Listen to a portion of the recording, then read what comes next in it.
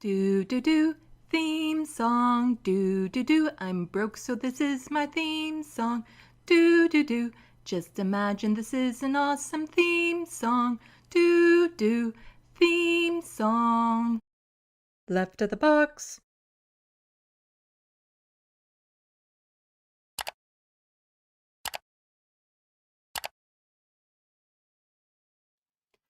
Oh, wrong screen. There we go. Hello, welcome to Left of the Box. Bonjour, bienvenue. I'm Sandy. It's going to be one of those days. I think it's just going to be one of those days that I knock things over. Not really prepared for what I'm doing because this isn't a news live stream. No, it's not. It's I wanted to talk about an issue live stream. And so I'm trying something a little new with y'all. I have a Word document in front of me with points that I want to hit, and I want to see how well I do this, as opposed to trying to do like a scripted out video essay. So you all get to be a part of that. And so far in the SandBox, we have Jet, the True Democratic North, and the Wild West. Welcome. Hopefully a few more people will jump on in because this actually has a little bit of viewer participation involved. So if you are lurking at some point, I'd appreciate it if you hop into the SandBox to answer some questions, to see where, if we're on the same level here, if you get where I'm going with a lot of this. But we'll just wait till a few more people hopefully hop in, and we'll start with the discussion that's indicated in the title. Has to do with like Platner, but also like some people who are running to be like the NDP leadership. Then there's Hassan Piker, and y'all remember Andrew Callaghan? Want to add him in because there's a common thread through these stories that I want to touch on. And it's a lot about like, do we actually believe in restorative justice, or is that just a slogan a lot of us like to think of? And what does it mean to believe in restorative justice? And let's test that principle. I actually have a test at the end for that principle. So we'll see. We'll see how this goes. But Sunday, I will most likely be doing my regular news live stream, and there is a lot to go over. Hoo-hoo. Yeah. Oh, and please, if one of you could give me the thumbs up, let me know that audio and visual is fine. That would be appreciated. But yeah, Sunday, I have a lot to go over. I'm actually going to probably talk about the destruction of the East Wing of the White House, because I find that very disconcerting for reasons. Like there should be a lot more pushback than there is. The fact that there aren't like protests and riots outside of it right now, it's kind of mind-boggling. It's the sheer symbolism of what's happening in the United States. Also going to be talking about that ad I talked about a little while ago about, sorry, got a little crumb in my throat.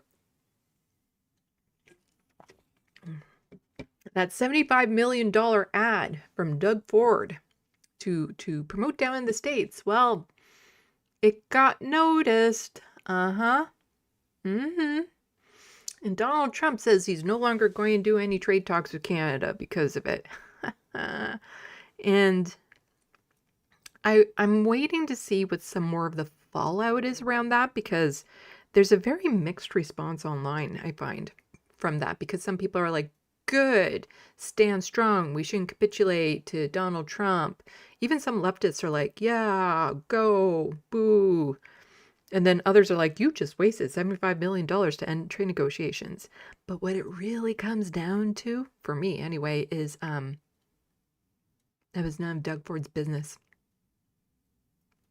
Foreign trade relations is a federal issue. He should have never gotten involved because he doesn't know what the fuck he's doing. There's a potential that this might have a good outcome. Unlikely, but we'll see. We'll see. Also, there was some news breaking today that I definitely need to get more information on.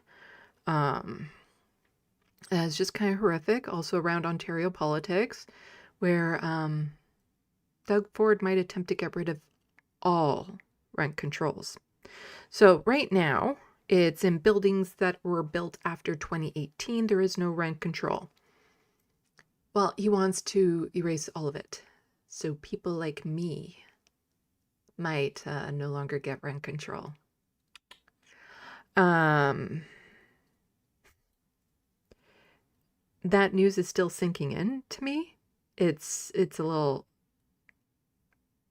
It hasn't happened yet. There's going to be time to push back, but, you know, the Doug Ford government is in a majority situation. If this is something he wants, it will be pushed through. And I'm kind of terrified right now. If I lose my housing, I lose my life. It's pretty much as simple as that. So, yeah, a story I'm going to be closely glued to. And this is why you need a variety in commentators on here, lefty commentators, because, you know, like I said, I will be waiting a bit to find out more information and stuff. But you know who's really good at learning a lot really fast is David Dole from the Rational National. And he released a video today that included talking about this, and he had a link to an article, which I totally used and will be using. But you see, it was about a 14-minute long video, and the first 12 minutes were devoted to the Blue Jays. And the ticket prices being the resale ticket prices. Some of the tickets, you're talking over $10,000 to get a ticket to the World Series, which is absurd on so many levels. And comparing it to what it was back in '93, I guess was the last time the Jays made it to the World Series, and the cost then compared to now. And I get, you know, Doug Ford scrapped laws around ticket sales and stuff, which allowed them to skyrocket the way they are. So now he might have to reverse the decision even without taking any accountability for it and whatnot. And I understand why that's popping off, and a lot of people are upset about that. But for me, as somebody who is a renter with limited means, the story where I might potentially be my rent might go way beyond my ability to pay, and I become unhoused. That's a far more pressing story, because lives are literally on the line with this one, and it's just, could you have at least put it in a separate video and devoted as much time to that one? But I get news is still breaking and stuff. It's just, this is why you need a variety, because I will be devoting a fair chunk of time to it on Sunday when I get there. But yeah.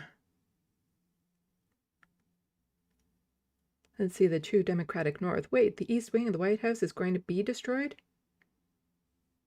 Have you not been on social media? It's not going to be. It has been destroyed.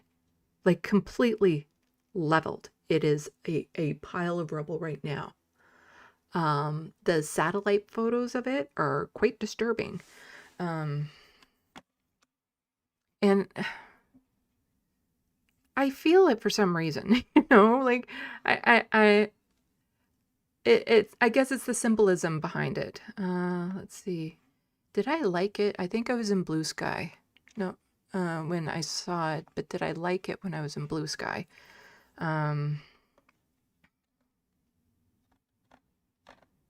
Let's see. Because there was a video showing. Let's see if I can find it quickly.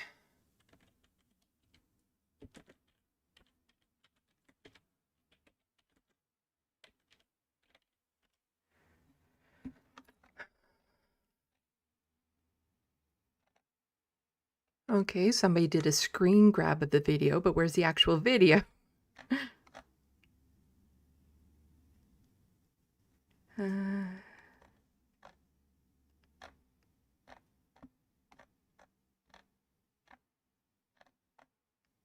Let's see. Was it on Twitter? If you know the link in the SandBox, let me know, and I'll quickly pop it up on screen. Video. Let's do that. That helps. find it. Or maybe if I just generally Google it as opposed to trying to find it in Blue Sky.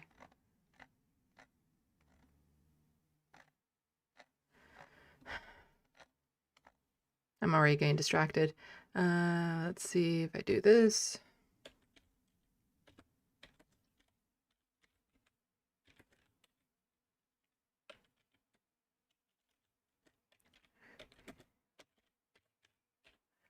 Oh, maybe East Wing is one word. That might change things. Let's see.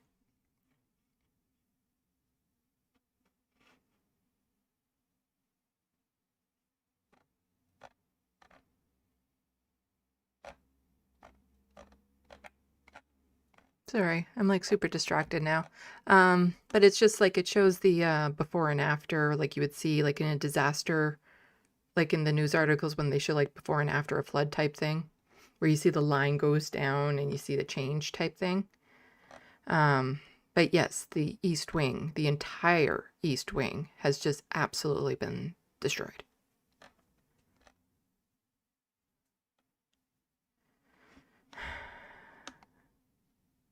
I guess that one's showing it. It's not the cool one. I want to see the cool video. What if I get rid of the space in this one? Darn it.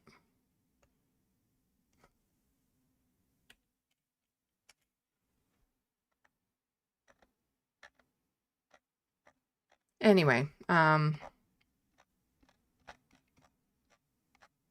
should have liked it. Oh well, I probably have in one of my accounts. It's getting hard to follow. Let's see. This video shows it, so let's do this. Okay, it's muted.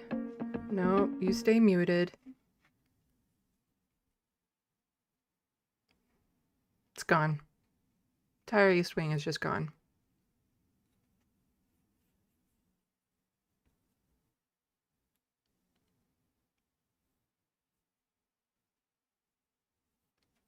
All to have a ballroom that's almost like the same size as the White House.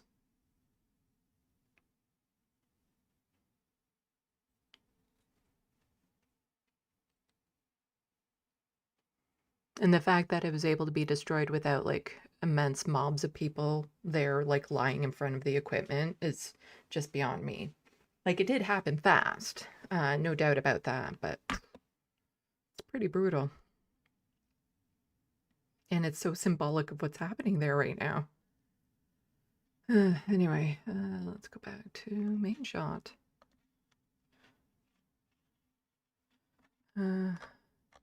Still pissed off I can't find the video I was looking for. It was neat, simple, TikTok side, like, yeah, you know what I'm talking about anyway.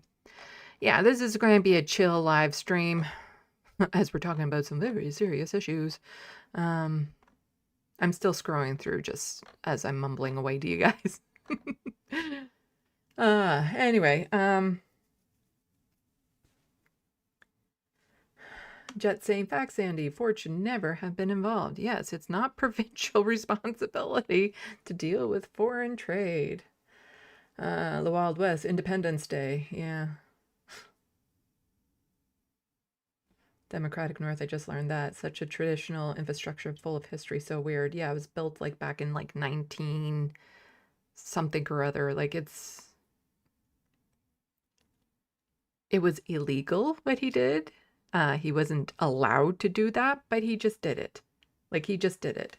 And it's like every sort of norm possible for what the white like rules and etiquettes in the United States when it comes to your governance, it's been thrown out the window.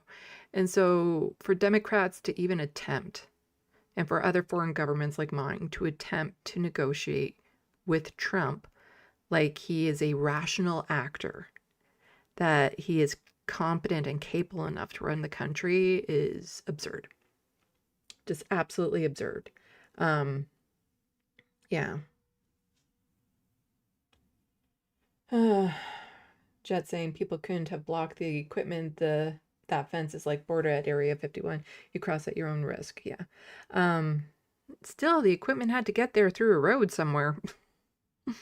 It didn't just get plopped down. There should have been far more of, I would think, people gathering there, because they put up like there's the fence, but they blocked it off so you couldn't see on street level what was happening, because some reporters with their iPhones were capturing some of the destruction as it was happening, and they didn't like that at the White House. And so they made it so entire road was blocked off at one point. But yeah, it just took a couple days and the entire East Wing is gone. And this ballroom where Donald Trump said wasn't going to touch the main building, wouldn't damage it at all. Yeah, East Wing gone. And it was going to start at $250 million to build it, and it's now up to $350 million to build it. And it's like there isn't a shutdown crisis going on, or yeah, it's very symbolic of what's happening. Hello, Bobby. But yeah, that's not what I'm going to be talking about today. I'll touch on it on Sunday along with the other stories. Also, and hello, Schrodinger's lady. I don't know. Schrodinger's war. Welcome to the SandBox. Yeah, today I'm going to be talking about stuff. I really should move this. As I knock over other things and make a mess. I'm going to be talking about an issue that's been popping off lately that I had thoughts about. And so I wrote points down that I hope to hit to, because the thing about these things is people get a little sensitive about it. And if I don't word everything exactly right, people are going to blow up at me, especially near the end. But also, hello, Grand Theft Autobot and Devil's Advocate. Also, if I get some love in the SandBox, that sounds dirty, I'll show you a work in progress of a doggy drawing I'm working on. It's a cute puppy. Working on a cute doggy. Still got a bit to go before it's done, but I could stop now and it'd still be a smashing drawn. So if I see lots of love in the SandBox for it, I'll show it.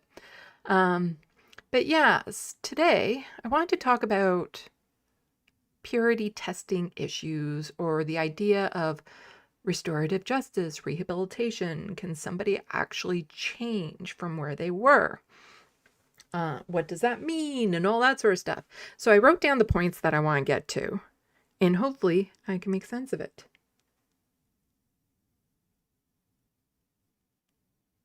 Hello. Oh my gosh. I know your name, but I'm horrible with names. Martinez. Hello. John Martinez. Back in like summer camp and stuff like that, when they had the circle at the beginning, like the first day to get to know everyone, they would have the circle. And they would do this game where the first person starts with their name, and then the second person would say their name and the other person's name. And the third person would then say those two names and their name. And the fourth person, all of the names. All of the names. It's not just your name, but it's all the names. And I would beg the counselors to put me near the beginning, because they didn't understand, and I didn't understand at the time, that with my autism, I was incapable of remembering people's names. For some reason, it just doesn't sink in. And I would beg them. And sometimes they just thought I was being, a problem or something. And so they didn't give a fuck about what I said and would put me anywhere in the circle and start anywhere. And it was so bad that they would eventually just give up on me going through it, because I didn't remember a single child's name. And a lot of them probably thought I was intentionally doing that to be a brat, when that wasn't the case at all. I had coworkers I worked with for 8 years. And when I would go into work in the morning, I would just say, "Oh, morning," without ever saying their name, because I wasn't 100% sure I would get it right. Like, it is that bad. It is that bad. Devil's Advocate is very interested in my takes on this. And votes to show the drawing. Yeah. Okay. Well, I only have 2 people so far because um, Bobby is also saying can't wait to see the puppy. Oh, I guess True Democratic North has the little icon there. So I think that's enough love for me to show off the puppy drawing. I probably should have brought it over here actually. Here. Ugh.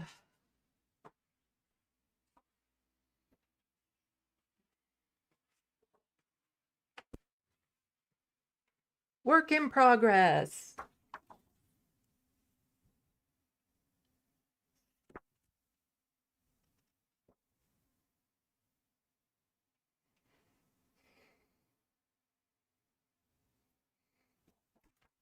And now I remembered why I didn't have it right over here is because I have a piece of green painter's tape on the easel to keep the corner up when I'm doing my progress photos of it.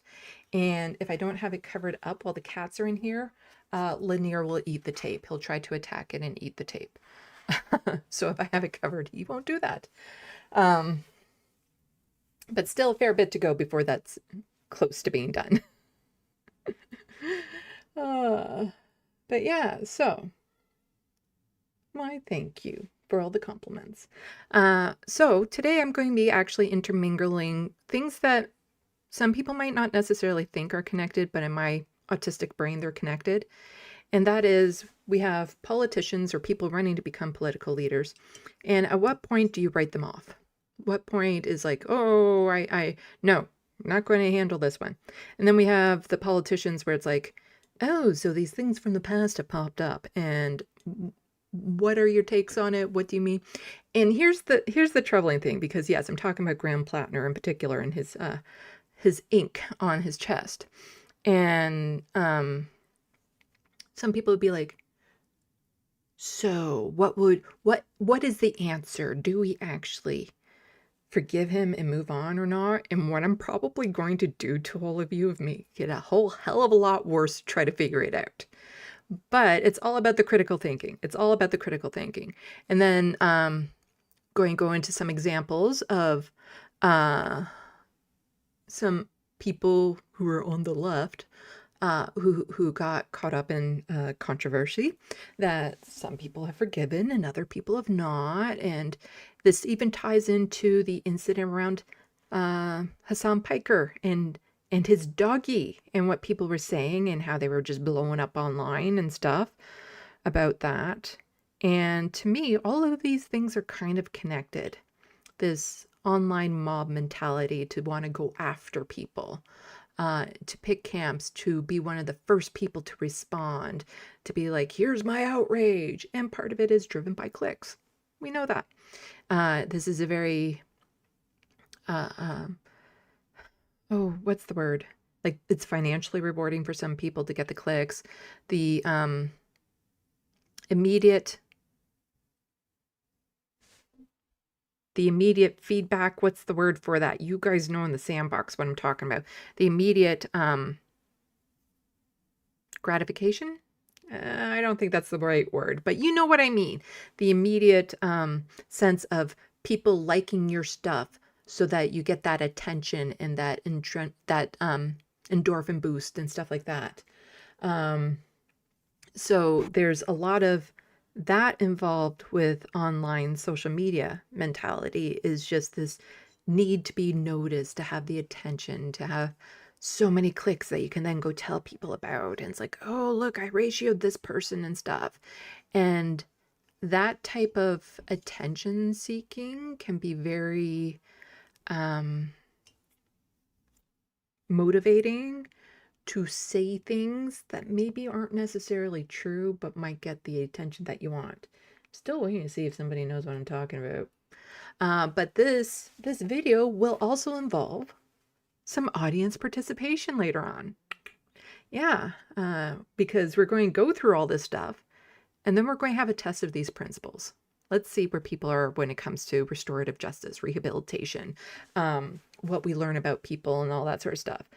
So I don't like, this isn't about clips or stuff. Like I don't have any clips lined up for this or anything because for the most part, a lot of you will know what's going on. If not, you can easily see the videos for yourself, and I actually strongly recommend it.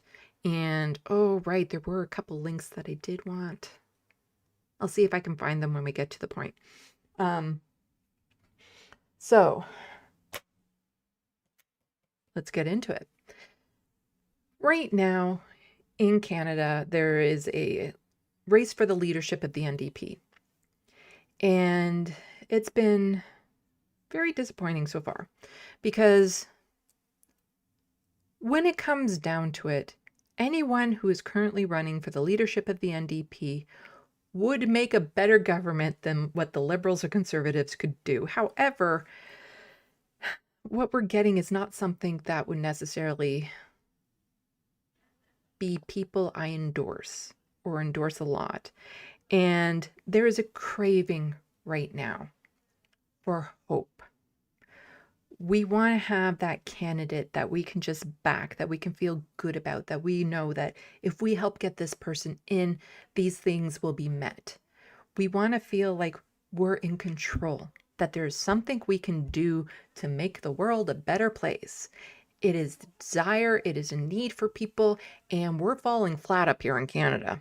Like at least down in the States, you have Zoran Mandami, and so far there hasn't been any controversies coming out about him, other than he eats food with his hands. Oh no, the horror! He eats what with his hands, you say? Because nobody, I'm sorry, I would be more judgmental of the person who's eating popcorn with a fork. I would be looking at them like, okay, what's going on? What kind of autistic trait is in your brain causing you to do that? It's just, but then you have somebody like Platner who was gaining that same momentum until it went, but up here in Canada, we don't have anyone, despite this very strong desire. Like over across the pond, you have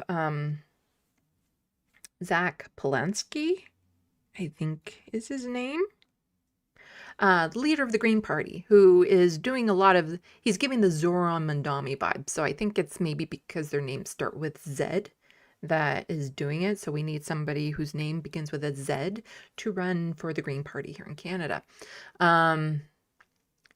So there's hope in the UK. There's hope in New York. But of course, what happens in New York will have massive ripple effects across the country. If they pull it off in New York, then that's an indication that, hey, maybe that can happen in my city too. And it sets a standard. Like it lets people know it's possible, it's doable. But here in Canada, we don't have that, but the opportunity to have that is there right now with the leadership race of the NDP. And so there's three in particular I'm going to talk about. And so one person is Rob. I should have kept his last name up. Rob. Rob. He is a union worker, dock worker. What? Oh gosh. I am not prepared for this. Rob. Ashton. Rob Ashton. Here, I'll pop this up on the screen so you know who I'm talking about. Rob Ashton. He's running for the leader of the NDP. Hopes you'll join him. And I featured him so far. I would love to be able to have an interview with him.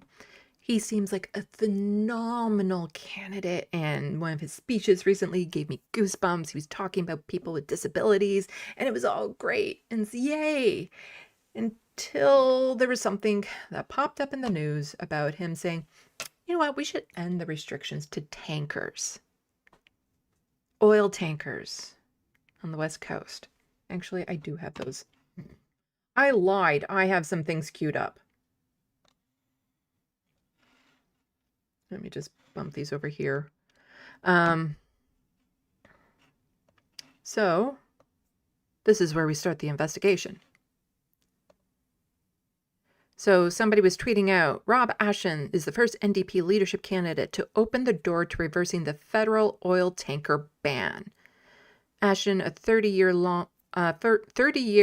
longshoreman, says technical measures can reduce the risk of oil spills. They're a safe way to do projects. That's kind of like the idea of like, ooh, there's clean coal or something of that sort.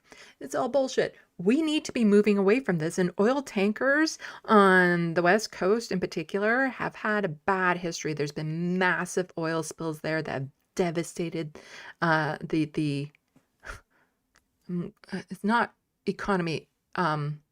It's the other word that begins with E that talks about the environment. Ecology? No, that's, oh my God, my brain is fried today. But just devastated the wildlife, has harmed the environment. We need to be moving away from these fossil fuels. There's no ifs, ands, or about it. And it's very upsetting to see this, but it's also very important to point this out. And I didn't make this large, so I will make this large. Because quite often what happens is you see these headlines and you want to rush to conclusions and be like, this is horrible. And if this were to happen, yeah, I think it's horrible. And I would think it's a very shitty policy for him to bring through. But look who posted. The National Post. National Post is a right-wing rag. I do not trust anything they say because they have been outright lying about a lot of things. Because then if you read a bit further, this is from Rob Ashton himself saying headlines rarely tell the full story. My positions are clear. No projects should move forward without Indigenous consent, community support, and strong environmental protections. Canada needs to have honest, responsible conversations about how we move energy safely, especially when communities and Indigenous nations are directly involved.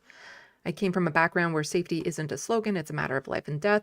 Whether we're talking about the tanker, trucks, rail, or pipelines, the priority must always be the same: protecting workers, protecting the environment, and making sure no community is left out of the conversation.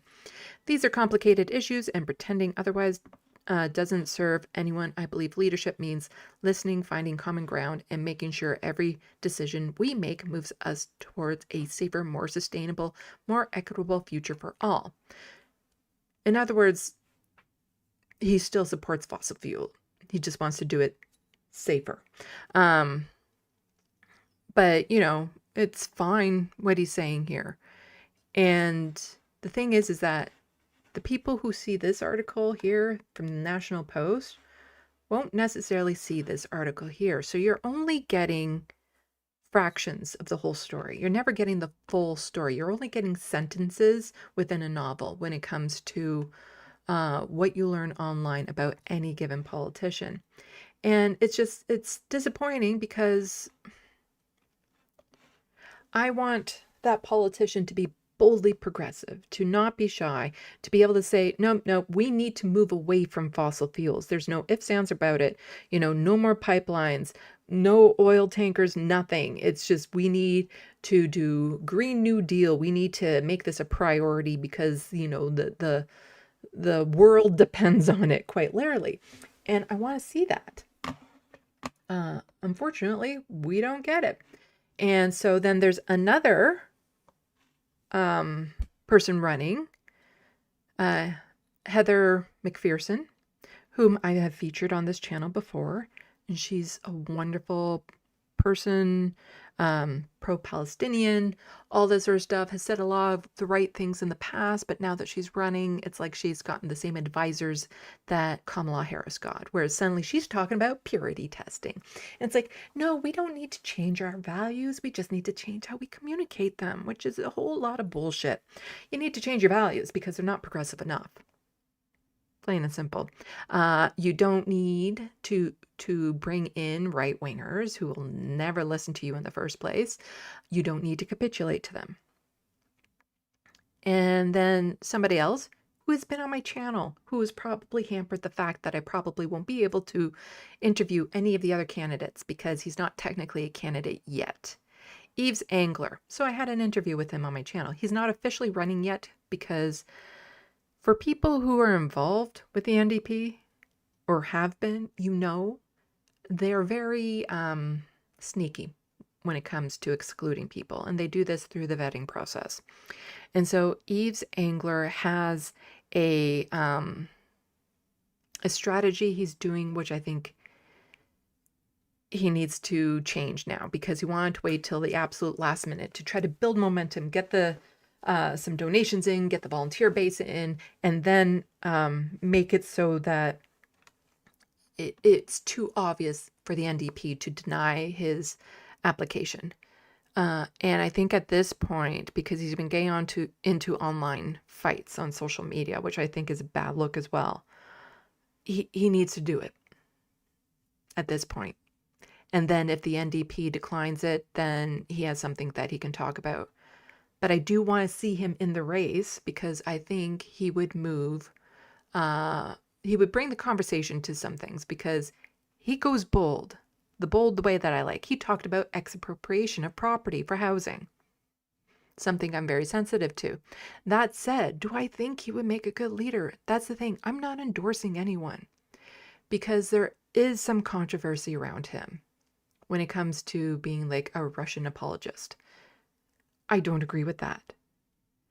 And it's hard, because at what point, with what policy, do you just give them a hard no and say, I will never support you? Is it when they're not going to protect the environment? Is it when they're Russian apologists? Is it when they're going to exclude vulnerable people through the guise of purity testing? Which one of those do you say that's a no-go? What are your other options? And the thing is that as much as I would like a politician to cater to me, they're not trying to win me over. They're trying to win. And so they are doing whatever tactics they think will appeal to the most amount of people. And unfortunately for us, especially over here in the SandBox, what we want, this is tricky, is what the majority of people want, but how we get there is very different to what the majority of people want, because the majority of people want their comfortable lives to keep on going very comfortably. They don't want it to be interfered with in any way whatsoever, but we can't. The status quo is not maintainable anymore. There needs to be bold actions. And so there will not be a single politician on there, or whoever gets to be the NDP leader, that I would fully endorse all of their ideas. But which ones are the deal breakers is up to you. It's up to the person. And we'll get into a metaphor about it later that can help better describe it. And so that's one of the dilemmas that we're having up here. But there's that thirst and that excitement to have somebody who's just boldly progressive to take the reins. And in the States, this is where we transition to somebody like Graham Platner. Was one of those candidates that people are like, wow, this is so exciting and stuff. And so you have Zoran Mandami, again, not seeing any faults in the guy so far. He seems like a fantastic freaking candidate. And that's good. That's good. And Platner was saying all the right things, doing all the right things, but he is a threat to the establishment. So the establishment went to digging, and they found some controversy, or some controversial tweets and memes. No, it was on Reddit. It was on Reddit. Some comments he made on Reddit that were not good.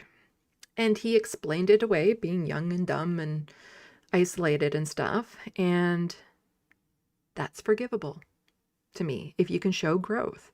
Because there are things that I said when I was younger that if it was on record, if it was, online for everyone to see, and that was the only thing you knew about me, you wouldn't like me. Some of it was because I was naive. Some of it was I didn't know any better. Some of it was I was dealing with my own demons. And so there were things that I said when I was younger that would get me in trouble now if I were to say that. But the thing is I'm no longer that person. There are also things I would have said that, taken out of context, would look really bad. Because for some of my humor, which tends to be sarcastic, you have to know me in order to get it. And so one example that I tend to go to for this is there was a woman who was traveling from South Africa back to the UK. And before she got on the plane, she made a joke to a private group on Twitter where she said, just leaving now, hope I don't have AIDS. I'm a white girl, so no. And she got on the plane, had to turn off her phone. By the time the plane landed, her life was over.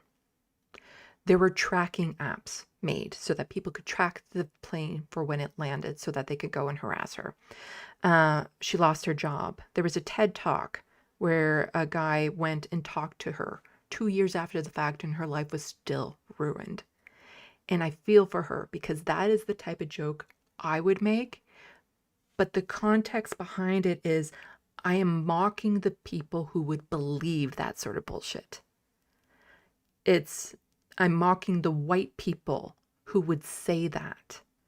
I'm like, that's where my brain would go for that. And she said something along those lines of she was poking fun of the bubble that she was in.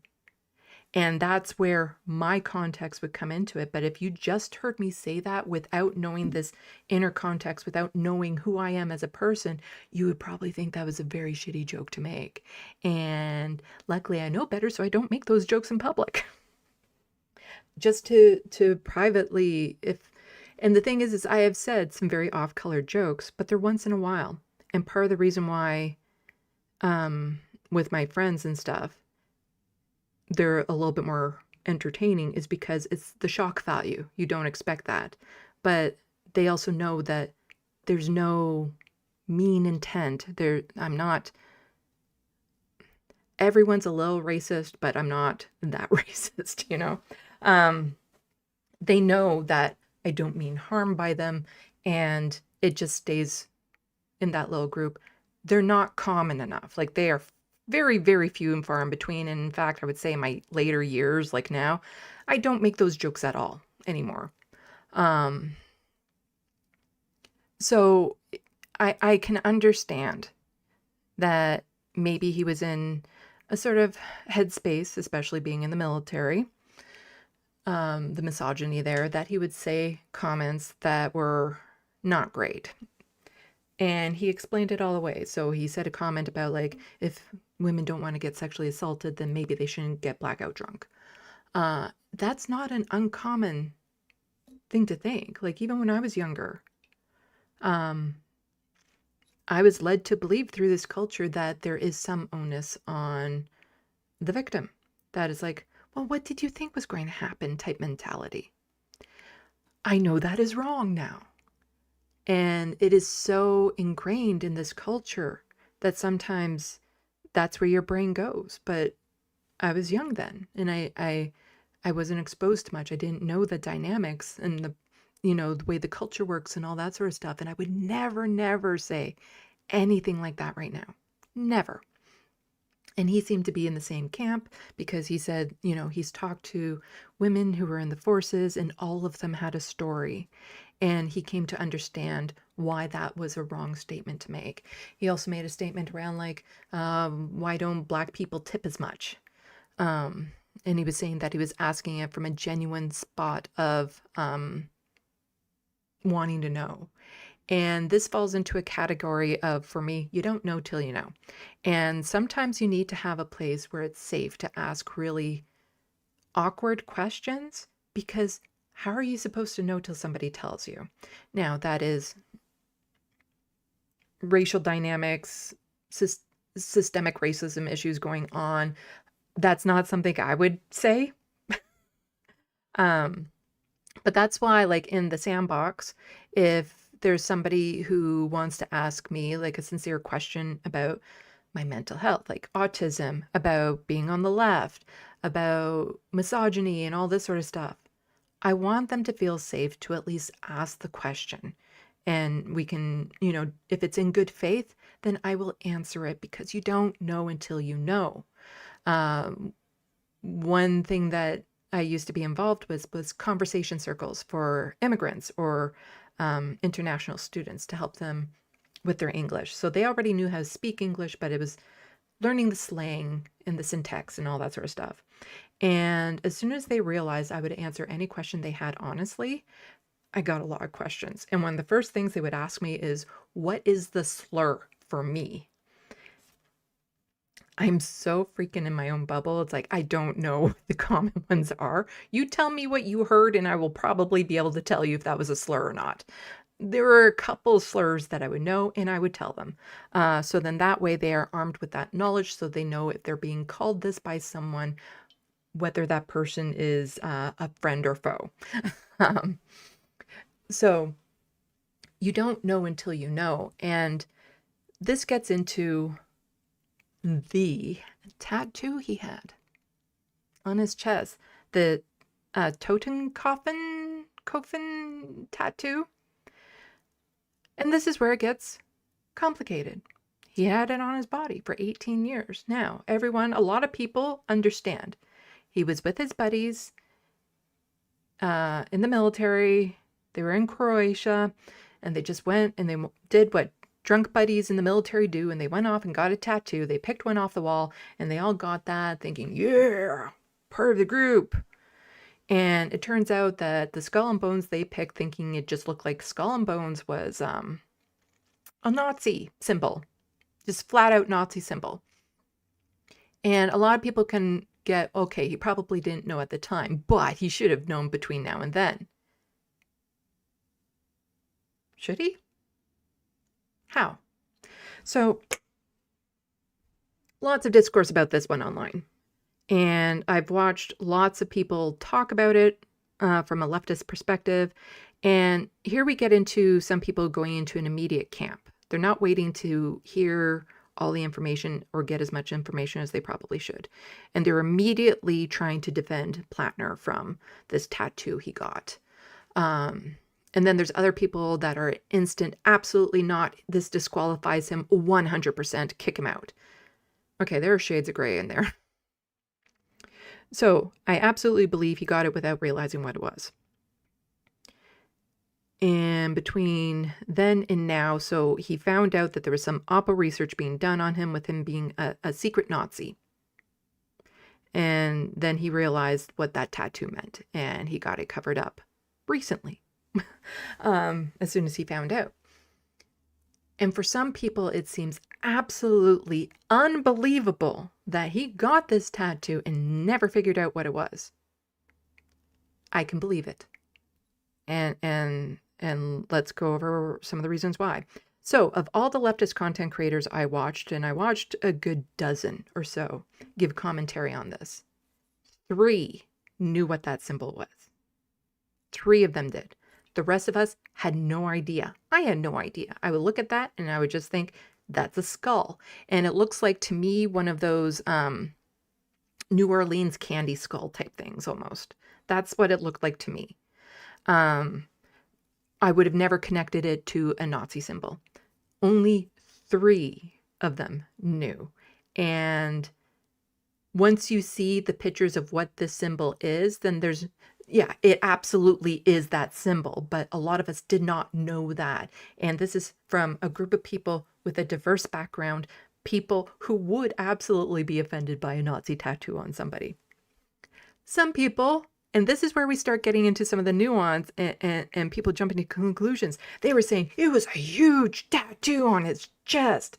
Okay, as somebody who has dabbled in tattoo culture, that was not huge. That was not a ginormous tattoo. It was about this big. That is not a huge tattoo. It's not small, about mid. It's mid. Because when you say huge tattoo, I am thinking like this, covering a good chunk of the torso. Not softball size. That is not a huge tattoo. So already with a lot of the commentary that we were getting, it was people's personal perspectives and biases going into this. And if all you heard was, he had a huge, ginormous Nazi tattoo on his chest, then you might start to judge him based on what you heard. And so only 3 people knew. And so, Yes, there is no doubt about it. When you compare the two symbols, it is that symbol. Now, how could he have gone 18 years and not know what this was? Well, easy. How many people actually saw it? It was on his chest. So the people who actually saw it over those 18 years would be friends and family or complete strangers at the beach. He also said that he went back to the military and they did a check for hate-related symbols and stuff. And he never got boo about that. And he passed that. Nobody mentioned anything. And his friends and family probably had no idea what it was either. Just thought it was a skull and bones that he had. They didn't think anything of it. So why would they say, hey, what's up with that? Then you have strangers on the beach. If there is somebody on the beach who recognizes that tattoo because they're a freaking Nazi, I don't think there's much of a culture of like approaching them and be like, hello, fellow Nazi. Like, I don't think that's a thing that people do if they see that symbol, because sometimes symbols are there to just indicate to others if you're in common-minded people or among common-minded people. So who exactly would just approach him because they're like, somebody would have approached him and said something? Who? The friends and family who had no idea what this was? Strangers on the beach who didn't know who he was? Who would tell him if the military themselves didn't tell him? Who was going to tell him that that was an actual symbol of Nazis? Because, I don't know. His friends and family, they know him. They would know he's not racist, or they would know he's not a Nazi, so they would never assume it was a Nazi symbol. So people on the beach, if they did recognize it, then, and they knew it was a Nazi symbol and they were against it, then they weren't about to approach him, a complete stranger, and be like, I'm offended by your Nazi tattoo. If they recognize it as a Nazi tattoo and they also have similar tattoos, they're not about to approach him and be like, hey, hello, fellow Nazi, good to see you on the beach. Very sunny day. Like, that sort of interactions don't happen. So how was he supposed to know? How could he go this long and not know? Easy. No one told him. That is it. No one told him. And sometimes, like, for the 3 people who knew what the symbol was, it's like, it is common sense. Everyone knows what this tattoo is. And so this is where I want some audience participation. I'm going to talk about something. Do not put in the SandBox right now. If you know what I'm talking about, do not put it in the SandBox. And I actually don't know if people know this. So do not put in the SandBox what I'm talking about. So I'm going to say the Milky Way. Everyone fucking knows this. Like, I'm talking about the Milky Way. Everyone knows. If you don't know, then it's because you're stupid. Of course, everyone knows what I'm talking about when I say Milky Way. Like, it is just the most common sense thing in the world to be, I'm talking about Milky Way. Like, you know what I'm talking about. Like, how could you have gotten through school and not know Milky Way? Like, that is just absolutely ridiculous.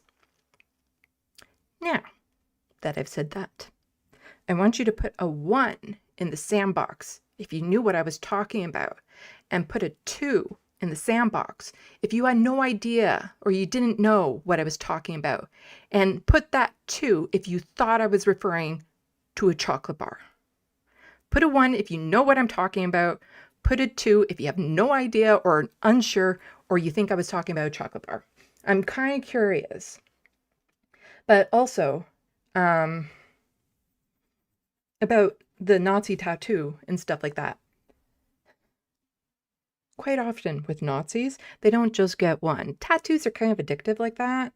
So the idea that he's a secret Nazi and he would just have 1 Nazi tattoo. Okay, so I'm seeing some 2s. Not seeing any 1s yet. Come on, I'm talking about the freaking Milky Way. Everyone knows what the fuck I'm talking. How can you not know this? And I don't want people to put the answer in right now, because I want to actually know if people know for sure what I'm talking about. And one is you know for sure, two, you're not sure, and that would also include me talking about chocolate bar. So, and while I'm waiting for more people to fill that in, I'm going to show you something else, because lots of you know I love to fidget. I fidget all the time. I have a ton of fidget toys. I also like jewelry. A lot of you know that. You see me with lots of costume jewelry that like 12-year-olds would wear. Very blingy, shiny, things like that. And so when I find a necklace that is both shiny and fidgety, I want to buy it. And so I was at a market, like a festival, a multicultural festival, and they have vending booths and stuff like that. And there's one just selling a whole bunch of different necklaces. And I saw this necklace. I'm like, oh, I can fidget with that. And it's great. And I love it so much. So I spent some of my very restricted money to get it. I'm going to show you what this fidgety necklace is now. And some of you will probably know what it is. I bought it because it's a freaking awesome fidgety necklace.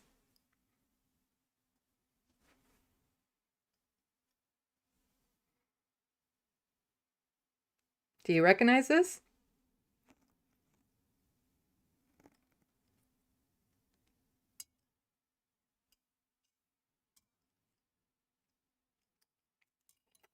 So I learned after I bought this. This necklace is a necklace from Harry Potter. So I bought something, luckily the money didn't go directly to Harry Potter, but something that was designed by one of the worst transphobes in the world. And luckily I haven't worn it out anywhere, because then that would almost be an indication to people of some sort of endorsement on that. So if I had known that this was direct from the Harry Potter movies, I would have never bought it and spent my money on it. Because when I saw it, sometimes your brain doesn't connect two and two. Let's see. So I got a whole bunch of twos. And somebody was kind of touching on it. Let's see. Devil's Advocate saying, I watched Indiana Jones several times, never recognized that symbol until this week when people were pointing it out. Yeah. So Devil's Advocate was also trying to spoil the fun by saying, I thought you were talking about space. I said, don't put answers in yet. Grand Theft Autobot, I wasn't sure if you were talking about the galaxy or the candy bar. I want Milky Way candy bar now. And that's where we get in. And people trying to spoil it, but I got a bunch of twos in there. Yes, the name of our galaxy is the Milky Way. And I went through life kind of assuming everyone knew that. And it wasn't until I was in college and we did a test, like physical geography and stuff like that. And since I was already a space buff, I knew the name of our galaxy. And then when I was talking to my classmates, and almost none of my classmates got this one multiple choice question right about what the name of our galaxy was, that's when I realized we didn't actually cover that in the classroom. That was just something I knew and thought everyone knew. But not everyone knew. And from the looks of it, not everyone knows that is the name of our galaxy, which to me is very much common sense. But how would you know that if you weren't taught that specifically in school? And even if you were taught it in school, remember it without it being reincorporated. I just happened to be a science buff, so I knew. So even as something as obvious as that to me can be missed by so many people. Yes, a Nazi symbol, that is the third most common Nazi symbol, can absolutely be missed by people who aren't actually immersed in symbolism. Because as somebody was mentioning too, Grand Theft Autobot, the Nazis have co-opted so many symbols. Yes, the symbols are constantly changing. So it's entirely possible to have a symbol at some point and then it have a complete change in meaning. There was a cafe owner who had a cafe called ISIS, as naming after the goddess, had to change the name. You know, there are certain symbols like the frog, not the frogs that go dancing in front of the ice agents, but the other frog, Pepe. That was not created as a Nazi or right-wing symbol. It's been opted into that, co-opted into that. And so it would be entirely possible to maybe get a symbol at some point, have it be co-opted by the right wing, but if you're not immersed in the right-wing culture, how would you ever know? You don't. You don't. Because yes, there is a chocolate bar also called that. And True Democratic North thinks it's an awesome necklace. And yeah, in Grand Theft Autobot, is that the time turner then? Yes, it is. I did not know that when I bought it. If I had known that this was a Harry Potter, absolutely like spot on Harry Potter symbol, I wouldn't have gotten it, despite how wonderfully fidgety it is.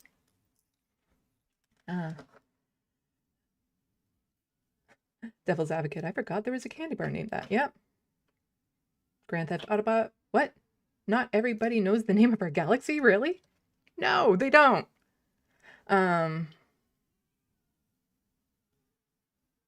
The reference frame, like Sagan said, we do not live in a scientific culture. Yeah. Oh, well, happy birthday, Jet. Gotta go for birthday stuff. Well, have a happy birthday. So there's going to be more audience participation required later on. But yeah, so I do think it's entirely possible that it is, that he had no idea, that nobody told him, because who would approach him and say, hey, what's up with the Nazi tattoo? If I were to wear this around my friends, they would either have no idea what it is. Okay, my friends might say, hey, what's up with the Harry Potter toy? Because they know me. And if they recognize it, because I do know people who were Harry Potter fans until, everything came out about that. But yes, have a very happy birthday, Jet. So would I consider that tattoo disqualifying for him? No. Would I consider those comments he made earlier disqualifying for Graham Platner? No, because people can grow, they can change. I'm an example of that. I'm sure most people in the SandBox are. I've become more progressive the older I got because of exposure. I grew up in a very conservative right-wing household. And so there were some things that I had very skewed views of. But when it comes to Graham, for me, it's far more concerning the amount of times he's gone into the military, that he worked for Blackwater. But this is where we start getting into some other issues of we don't know his full story. We're only seeing fractions. And I'm going to get back into this in just a moment. But what a lot of people are saying is like, well, somebody else should run. Okay, sure. Who? If there's going to, like somebody says, there should be a better candidate, like somebody who has all of his values without the Nazi tattoo baggage. Who? Like, that's the thing. If there was that other option, somebody who could rile up the base to get them excited and energized the way Graham Platner does, without the uncouth comments from before, without the Nazi tattoo, great. But does that person exist? And there's a reason for that. And you know how they say with the cops, a certain type of person is attracted to becoming cop? It's the same with politics. There is nobody running for politics that has a clean record, especially now in this digital age. You need to have a certain level of narcissism. You need to have a certain level of confidence and all of this sort of stuff, self-assurance, in order to be able to run for office. And a lot of people who would have his exact same views, but not the tattoos, you're asking them to do something pretty big. And if there aren't a lot of people there supporting them, then who's going to do it? To have this level of oppo research done, because there's a lot of people who maybe they don't have the Nazi tattoo, but have said uncomfortable things when they were younger, and they don't want their friends or family to know now. There are things that I have said, there are things that I have done when I was younger that I don't want to tell you guys about because it's uncomfortable, and I've grown from that. One thing I will acknowledge, I have harassed someone, like sexually harassed someone. Fortunately, that person was like my best friend, and they were able to work through it with me because I did not understand what I was doing. Had I understood that what I was doing could come across as harassment, I absolutely would not have done it. But in the culture we're in and stuff like that, there's this constant belief that men like that sort of attention. I've seen plenty of men beg for that type of attention. Did I know I was crossing a line? Absolutely not. And luckily, I had a friend in that person who was able to help me realize what I was doing, and there was no way I would ever do that had I known what I was doing. But if you just heard about what I did out of context, you would judge me for it now, despite that's not who I am anymore, despite the fact that I've learned and grown since then. And that's where restorative justice and rehabilitation comes in, is you do have to take into account things that people did in the past, but you have to look at seeing what they've done since, who they've become since. And it's hard to do that when we aren't getting a clear picture of who these people are, because the type of people who run tend to be drawn to politics for a lot of different reasons, and it's not your average person who will run for politics. I should know, I tried to run. So this is where I get into an analogy that can really help kind of put this into perspective. So you have a menu in front of you, and on the menu is a whole bunch of different candidates. Now, on the menu, it's not complete. That's the problem, is that the menu is not complete. You're only seeing little snippets of who these candidates are on this menu. So you're not seeing all the ingredients put in. Not only that, but there's like stuff scribbled in handwriting from different people who inserted their own thoughts, their own beliefs, what they have heard into it. So you don't know if what was inserted is true or not.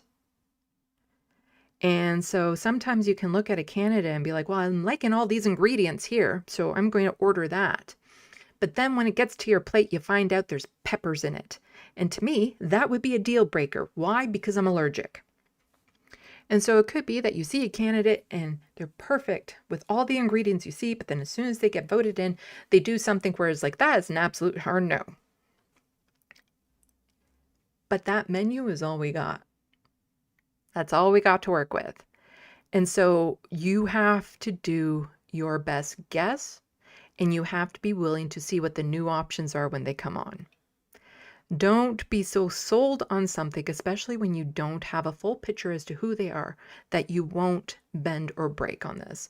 And there is a lot of apologia for people who go into the military, and I can understand why people would go into the military to begin with, but why you would continue and volunteer to go back is problematic for me.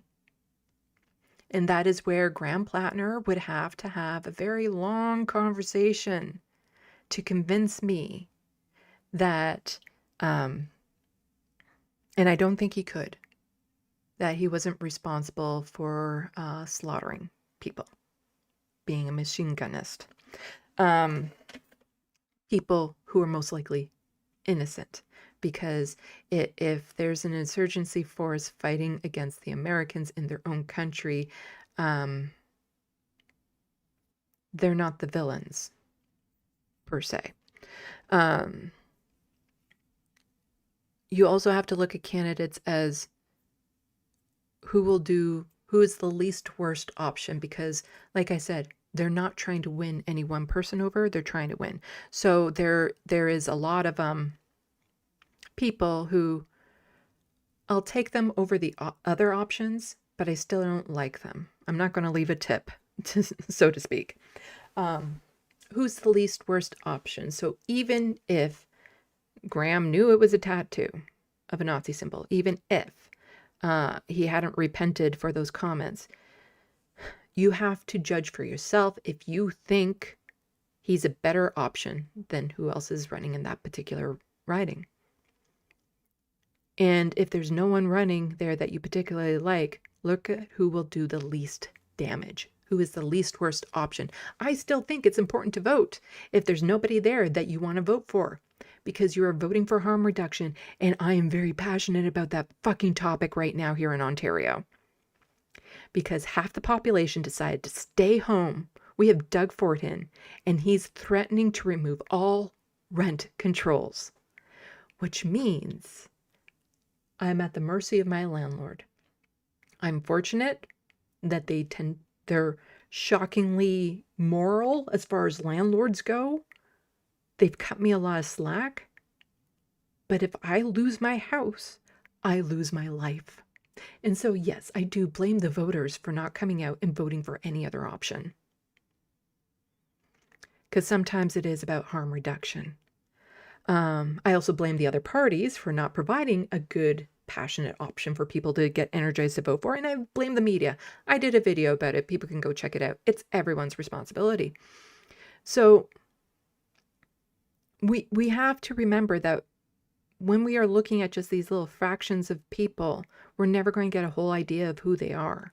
And so it's hard to say, is Graham Platner a good person? I don't know. I don't know him. So it is hard to say, but from my perspective and judgment, I can understand why he could get that tattoo and why he would never know. I can also, I look at it kind of in the perspective of if he was a secret Nazi, did a really poor job with it, with all of his communist posting. Not to mention, Nazis rarely get one tattoo. That is, they tend to get, they grow, they get a whole bunch. And other people were then pointing to a tattoo he had on his shoulder that had 1919 on it, which is, that's Nazi, that stands for SS. But it was for an organization, trail, forestry, something that started in the year 1919. So sometimes it's just a date. It's just a number. It's not a secret hidden message. That was significant to him. So we have to keep in mind that we don't have the full context of anyone at any given time. A lot of you don't know everything about me. And it's just to hold these things over people's heads for so long, to use it. I have this example in my notes, and I'm trying to figure out why it's in this spot because I put it in my notes and it's related to this. And to me, I guess, it's really, it's a disservice. It's dismissive to hold on to something that somebody once did that was bad and not let go.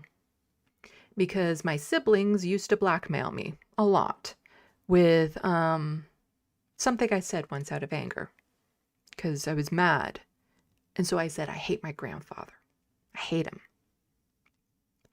And whenever they wanted me to do something for them that I didn't want to do, they would say, you do it or else I tell him what you said.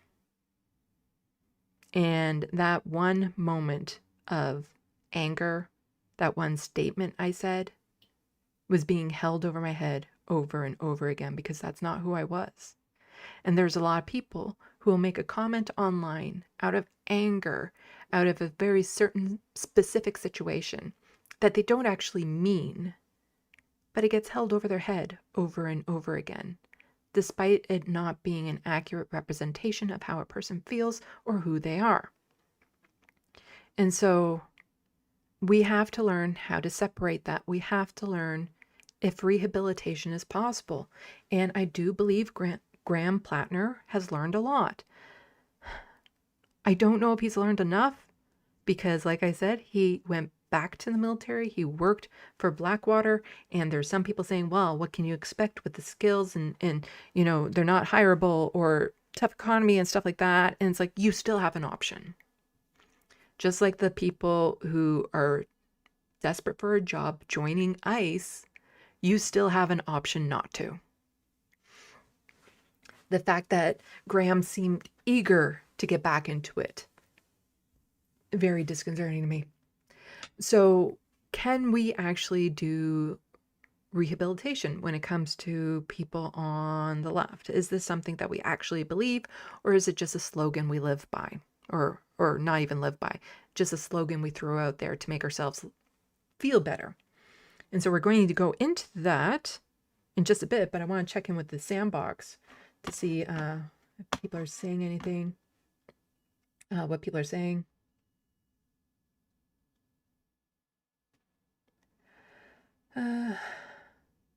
JK, all military types are very aware of Nazi symbolism. They admire the Nazi Blitzkrieg, I'm not sure what that is, which has been copied by the US military.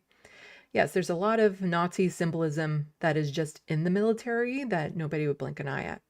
And so it could just be that the people who were investigating him for certain hate tattoos just didn't, if it was just a one-off tattoo, they probably just didn't think anything of it. But if his arms were covered in bands of Nazi symbols, then they'd be like, oh, it's a little bit too much. It wasn't a ginormous tattoo.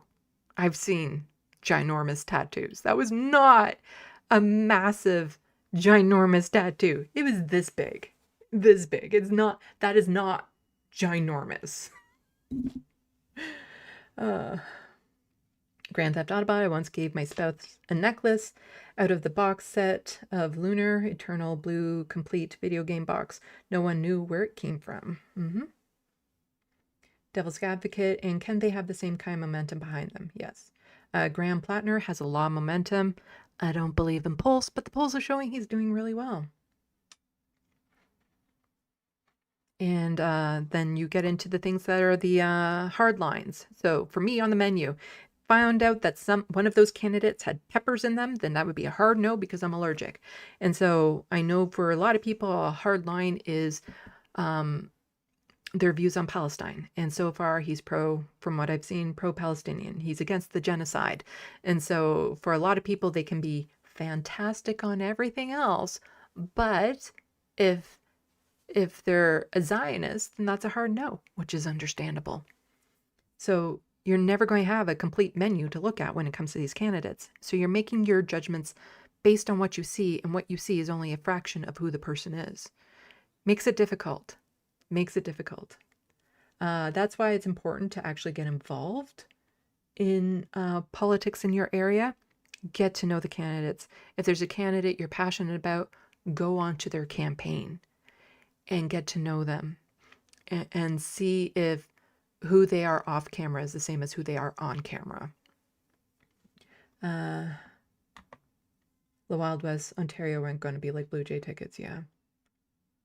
Devil's Advocate, like Olaimi said, you're voting for your opposition who want to fight against. Graham seems like he can be moved issues, or Janet Mills who's going to get money and not to care. Yeah, it's I refer to it as the least worst option.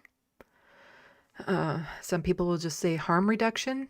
I absolutely believe to vote that way. Because like even in the presidential election, Biden was horrible when it came to Palestine. Absolutely. He's a war criminal. I knew Donald Trump was going to be worse. That's my metric. Donald Trump was going to be worse. He is. So in that situation, yes, I would have voted for Biden because of that. Because I knew Donald Trump would be worse. That doesn't mean Joe Biden is good. Voting for somebody isn't necessarily an endorsement of them. It's you are voting for, as Olaimi says, who you want to be up against. And we have to get rid of this idea that your voting means an endorsement. Because for the provincial election, my endorsement was you vote for whoever is most likely going to beat Doug Ford. That's not an endorsement of any of the parties. It's an endorsement against Doug Ford.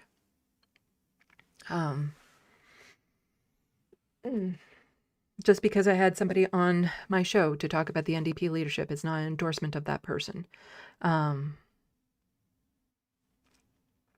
but it's important to get as much information as you can. I would love to get an interview with all of them, but because I had that interview with Eve's Angler, I actually think the other ones will be more reluctant to have an interview with me. Even though when I had my interview with Eve's Angler, it was before anyone else announced that they were going for leadership. Hello, Hermeteorologist. Hello, John Glad. Hello, Bad Lefty.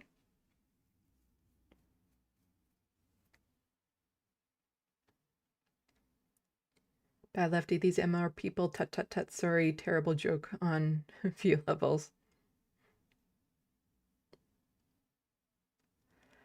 The true Democratic North, of course, Trump is potentially the worst leader in human history, probably its final boss. Yeah. So, after all of that, you probably have no idea if it's a good idea to vote for Graham or not, but you don't have to order now. Like, that's the thing. You don't have to order off the menu now. Wait and see if another option comes up. And try to fill in those gaps, not by other people handwriting something in, but by learning for yourself. But that's the thing. You can have a sit-down conversation with Graham for an hour, and there's still going to be questions afterwards about, but what about blank? Because if you watch the Majority Report, like I do,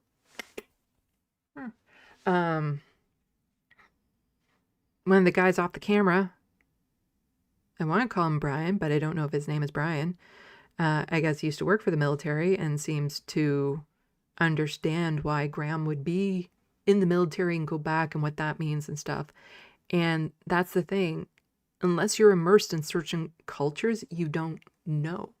You don't know what's involved, what it means to hold a certain position, what it means to go back, if there's benefits you get if you go back, and all this sort of stuff, what it means for the people you worked with. And there's so many levels that if you don't know, you don't know. And so it's hard to judge him because we're only judging him on a fraction of what we see. And I've seen other people, one of the people who knew it was a Nazi tattoo and said he didn't even bother to get it covered up. At that point he had, though. And that guy was missing that context. So that's the thing, is that all of these, I tend to watch a whole bunch of different perspectives because I try to get as full picture as possible. Because I know some people don't like to get any perspective so that everything they're saying is coming from their own head. Whereas I like to get a lot of different perspectives because I see things that other people don't see. I can connect pieces that they're not connecting necessarily when you see it from a whole bunch of different sources. And I've seen about 12 people give commentary on it, and only 3 knew what that tattoo was. And we're all involved in politics on the left. Okay, let's see. Bad Lefty, also not from Maine, but so far I think he's still the number 1 choice, but I'm not as hopeful about him. Yeah. Oh, his name is Brian, okay. So then we get into, okay, rehabilitation. So, is it possible to rehabilitate somebody? I absolutely believe that. I believe in restorative justice. I believe it's possible for people to change their mind, change their thoughts, change their values. I have. Like I said, I grew up in a right-wing household that was not a healthy environment for me to be in. I remember saying as a teenager that I would never want to date a bisexual man. Whereas now, I would love to be in a triad with 2 bisexual men. You know, it's about learning and growing and being exposed to different people. And the further I got away from home, the more open my mind came. And then once I hit a critical mass of knowledge, then I was able to start thinking critically ahead of time as opposed to retroactively, if that makes any sense. So who I was when I said some off-color jokes, when I said some things, when I was saying things like, oh, well, why would she get that drunk around them if she knew this was a possibility? That does not reflect who I am today. Because I know better. I've grown up. I've educated, and I look back at that person and I just see young, sheltered, naive, in a bubble. I still had a good heart, I would like to think. And then there are some people who don't even have a good heart, but is it possible to change that heart? I believe so. I believe that people can be rehabilitated. But what does that mean to be rehabilitated? Because what's the process that you have to go through?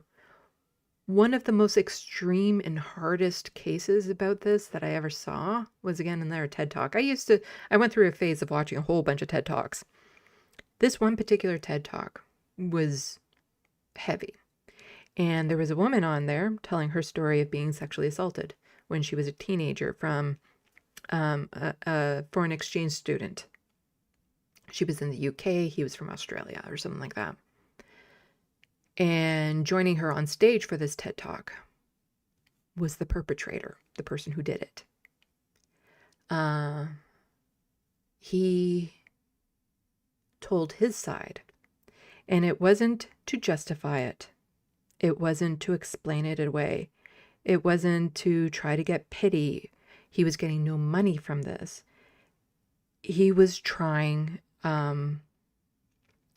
to prevent things like that from happening in the future by explaining to other young men how this can happen. After the incident, when he went back home, he kind of figured out what he had done. It kind of sunk into him. And he said that had an effect on his life. And it's like, oh, you shouldn't have pity for him because he did that thing. And it's like, I wouldn't pity someone for doing a horrible act and feeling bad about it. I think it's good that he did feel bad about it.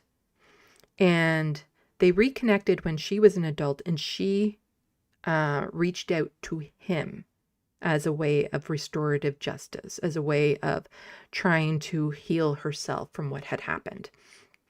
And he also needed to be healed, because why he did that in the first place came from a place of toxic masculinity, of a culture that is broken. And he needed to heal from that as well. And so they were doing this tour together to talk about this together. And that does not mean that what he did was, like, it's never okay what he did. He violated her consent. Like, that is wrong. There's no ifs, ands, or buts about it. But he was trying to at least prevent other people from doing that sort of thing, from realizing what it is, what consent means. He was trying to heal himself by acknowledging it, by admitting it, by not asking for people to forgive him. Because sometimes it's not about forgiveness. And even then, it would be hard for me to want to hang out with somebody, even if they acknowledge it, admit it, have done steps to try to, make amends for it and stuff. I would still have a hard time being in like a friendship even with somebody like that who had done something like that. But I would encourage people to try to do those things. And so that was a very clear case of somebody at least trying to be properly rehabilitated. And I mean, because there's people were pointing out, like with Graham Platner, there's a lot of people saying absolute hard no, there's a Nazi tattoo, he's no good. And other people being like, he needs to be rehabilitated. And then pointing out that there's all these people in the center and the left, well, center, liberals type thing, that will instantly be forgiven for doing blank. Or if they're a woman, they'll never be forgiven for doing blank. Or if they're a person of color, will never be forgiven for doing blank and stuff. And I want the path of rehabilitation to be the same for everyone. It should be a path everyone can walk. But what does it mean? You have to acknowledge what you did. That's the first step. You have to acknowledge what you did. And if somebody approaches you and says, you did this thing, you have to at least sit down and analyze it for yourself. Don't get all defensive and be like, no, I would never do anything like that. Actually sit down and listen to what they're talking about. and try to assess, like, if you did this bad thing, and then why you did that bad thing, and what can you do to make amends for that bad thing. But this is a very rambly live stream. I'm sorry about this. My brain is all over the place. So you need to acknowledge what you did. Then you need to understand why you did it. And understanding is not justification. There is no justification for violating someone's consent. None. That is not a justifiable act. But understanding why it happened is not the same as justifying it. And I have an autistic brain. To me, that seems kind of straightforward. But for a lot of people, as soon as you start to explain the reasonings behind things, they'd be like, you're just trying to justify it. And it's like, no, I'm trying to understand why this thing happened to try to prevent it from happening in the future.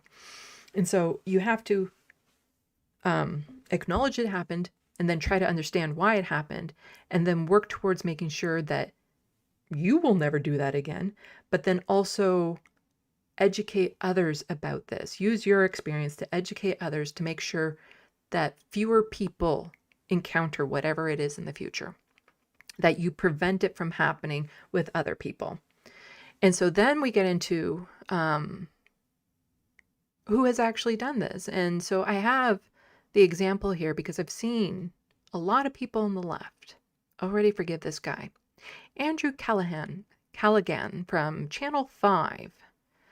He was an up-and-comer on the left, doing some good videos, interviewing people.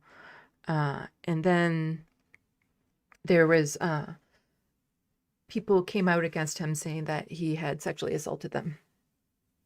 And then he went away for about a year, and then he came back. And some people are watching his content again, featuring his content on their show, and thinking nothing of it. It's like, oh, well, you have to forgive people. You have to move on. And I do believe that at some point you have to move on and stuff like that. But does he deserve it? What has he done? So some people will point to the apology video he made at the time. I've watched that apology video. It's about 6 minutes long. In it, did he acknowledge what he did? Not really. It was majority about how he felt about the situation because he was just about to release a documentary and that this came at a really bad time and he felt like crap. That was the majority of the 6 minutes. That isn't holding yourself accountable. That isn't acknowledging it. What has he done in that year that he was away to maybe shown that he's changed? Has he gone to counseling? Not that I know of. Has he tried to join a group or educate himself or other people about the harms of what he did? As far as I know, no. What has he done to show he's changed? As far as I know, nothing. So therefore, I don't think he's worth anyone's time on the left because as far as I'm concerned, he has not been rehabilitated. Just going away for a year and having a hit to your career does not rehabilitate you. So I do not accept that it is okay to show his content anymore. I do not use it. And it is unfortunate sometimes because he can get some really good interviews with people. But the answer to that is no. He hasn't done anything to indicate he has learned from this. He hasn't done anything to me that shows he's trying to prevent other people from doing this sort of thing. He just went away and hoped people forgot about it. That is not letting go. And I know it's hard on the left sometimes because we've had people be canceled for things that, again, something from their youth, something that in context wasn't as bad as what you thought it was.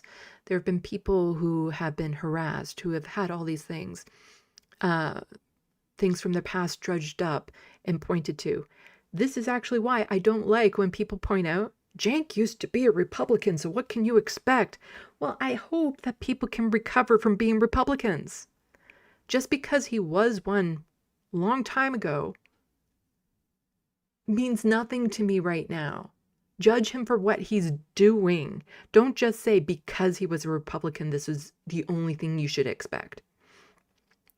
You have to hold people accountable for their actions now. There was this thing, a quote from Star Trek I really like. The Traveler said it to Wesley Crusher. Said, "Do not judge a person on what they think or say. Judge a person on what they do. Actions matter." And that's why I'm concerned about Graham Platner, because he went into the military multiple times. He volunteered to go back. That's a pretty big action. That's a big action there. So what action did Andrew Callaghan do to indicate he's rehabilitated, that we should just move on? Because I am fine if they have shown work into changing and becoming a better person. I am fine saying, okay, we can move on from this. He has not shown that to me.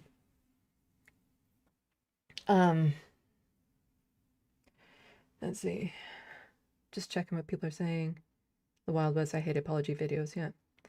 And the thing is I'm not necessarily against apology videos. It's just the people who are usually doing the apology videos aren't apologizing. They are trying to justify what they did, which again, sometimes it's about holding yourself accountable and you can explain why you did it, but understand that it's not a justification. Like, I can explain to people why I harassed my friend, what was going on in my head. That does not justify what I did. And again, I'm just very fortunate that that person helped me through that. Nothing justified what I did, but he could understand why. And because he could understand why, we were able to work through it, and I was able to understand why it was wrong. But if you were to keep on holding that against me, now, what good does that do? It just shuts a person down. But I haven't seen anything from Andrew to indicate that he's become a better person.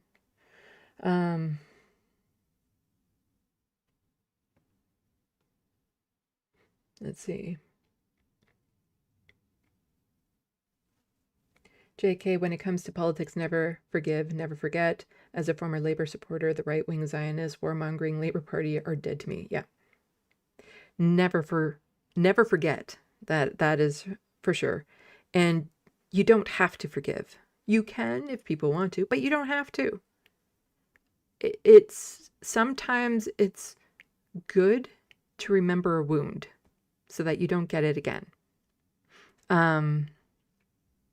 And you don't have to forgive Graham for getting the tattoo, for the things he said. But can you move on? There were things that happened to me when I was a kid. Again, fucked up family. And there are some people in my family where it's like, no, I don't forgive them. But I've moved on. I don't let it weigh me down. I don't dwell on it. But I don't forgive them.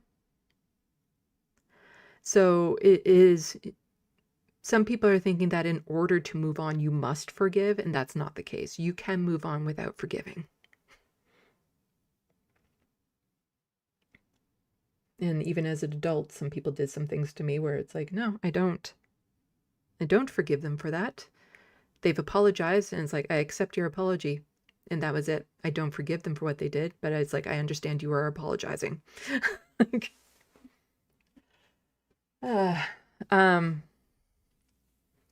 Because then we get into this culture online right now of this mob mentality, this need to find someone to go after.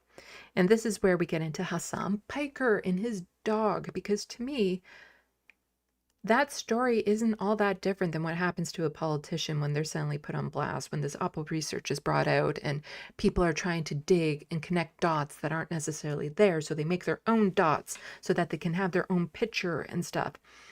And it's almost like tulip collecting. You know, there was that phase that there was a craze where people were collecting tulips and going absolutely insane collecting tulips. And then it was Beanie Babies and stuff like that. Cryptocurrency. To me, this is the same mentality of you want to be the first to know. You have this juicy piece of information before anyone else does. Oh, look what I discovered over here. Oh, and then we can start trading all these little secrets and stuff we have. And then we have this narrative in our head, and we're the ones with the right one. We're the ones with the valuable one. We're the ones with the proper story in our head that we can actually communicate to everyone else. And it becomes a game to see who can know the most about these things first. And it becomes a game to then say, okay, so what are we going to do about this? We're going to put this person on blast. We're going to crush them. We're going to get them to leave their job. They're going to be offline. They're going to do this and that and the other thing. Because it's a game to them. It's this mob mentality of wanting to be right, of wanting to have the information, of wanting some sort of validation that, oh, I did something by forcing this person offline.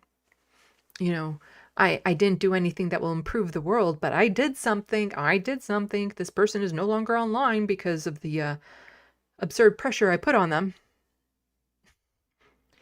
And so I actually see that as being very similar to what happens to these politicians as what happened with Hassan and his dog.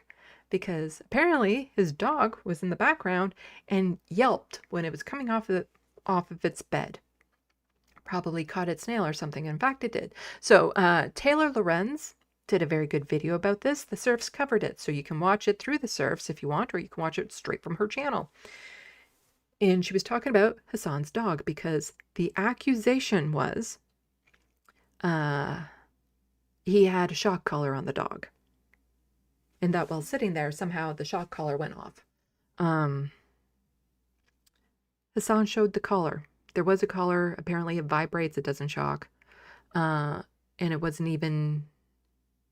Again, it was probably the dog snagged its nail in the bed and it yelped. But now there's all these people that are going back through his history to try to find any proof that he abuses his dog. And there's this mob mentality. People are collecting all these little things like tulip bulbs, you know, to share and be like, oh, look what I found. There's this. Let's connect this. Let's make this up. And then you don't even know what's real anymore. There were people, I was talking Wednesday when we were covering the debate. Can't remember if it was that debate or the debate before. And there were people on there that actually thought Hassan had a shock collar on his dog because of all the information that they heard. When no, he didn't. There's no proof he ever abused his dog, and you can't prove a negative. I can't prove I've never had 12 cats. It's not quite that high. You can't prove a negative, but you have this mob of people because there's just a certain group of people that just hate him. And they want to be right. And so they're swarming him with all of this stuff about this abuse. And then people who are only peripherally involved will hear some information. Maybe it's from somebody that they usually see as a trustworthy source and be like, oh, well, since this person said it, therefore it must be true. When that's not actually the case, because then who did they get that information from? And who did they get that information from? Where's the source? Cite the source. And so there were people on the left who thought Hassan was using a shock collar on his dog and abusing his dog, when that is not the case at all. But people get swept up in this. And then as soon as some people try to push back and try to defend Hassan, they then got mobbed by this fervent group of people desperate to collect these tulip bulbs. And they wanted to, they want to be right. And so they would then mob other people for trying to stick up for him, which means that a lot of people with the facts, a lot of people with the truth, a lot of people who would normally stand by him stayed quiet. So then what happens is you get a very skewed perspective of the information that's online because the people who would push back are afraid to. So all you're seeing are the people who are attacking Hassan and saying that he was abusing his dog. And it's the same kind of thing when it comes to leftist infighting. that, oh, the left can never forgive and forget and move on and on and on and on. And that's because you're seeing a very skewed perspective online, because it's often the right wing or liberals, especially liberals who feel jaded by the left, progressives, that are constantly talking about how left is infighting. They never forgive. They never forget. You can't move on. You screw up once. That's it for you. Whereas in reality, that's not the case. We talk things out. If you're on the ground, if you're in organizations and stuff like that, the issues they want you to believe are issues are not. You know, I haven't gotten into arguments in the groups of people I hang around about being non-binary. I haven't yelled at anyone for misgendering me. Most likely because I don't give a shit what people gender me as. But there's this mob mentality that makes it so other people are afraid to speak up. So it becomes a very skewed conversation. And there's information out there that is absolutely false that people are believing. And how do you know what is true and not? And this is again why it's good to just take a step back and look at the whole picture, try to find out more information. Also, sure, if Hassan abused his dog, I think that is shitty, but I don't care about him. I'm not a fan. Like, I don't watch his stuff. Like, he's just another person. And I think all animal abuse is bad. But for like some of these people, it's like I don't care what's in their heart. Sam Cedar once said it. It doesn't matter what's in your heart. It just matters what you put out there in the world. So you can be a secret Nazi at home, but if you're on camera and say like everyone deserves a chance and, you know,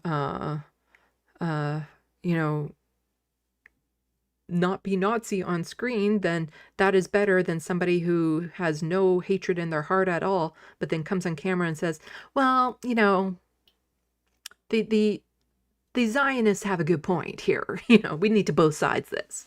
So what you put out in the world reflects more of who you are. And again, there's actions involved with that. And so,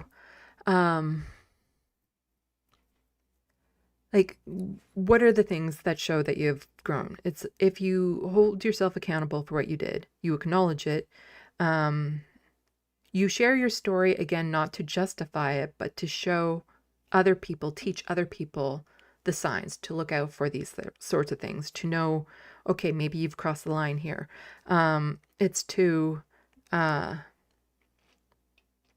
you know, really show that you have repented somehow, that you speak out against what you used to do, that you speak out against the thing in general. So things like our culture, not Reddit culture, but, you know, the sexual assault culture.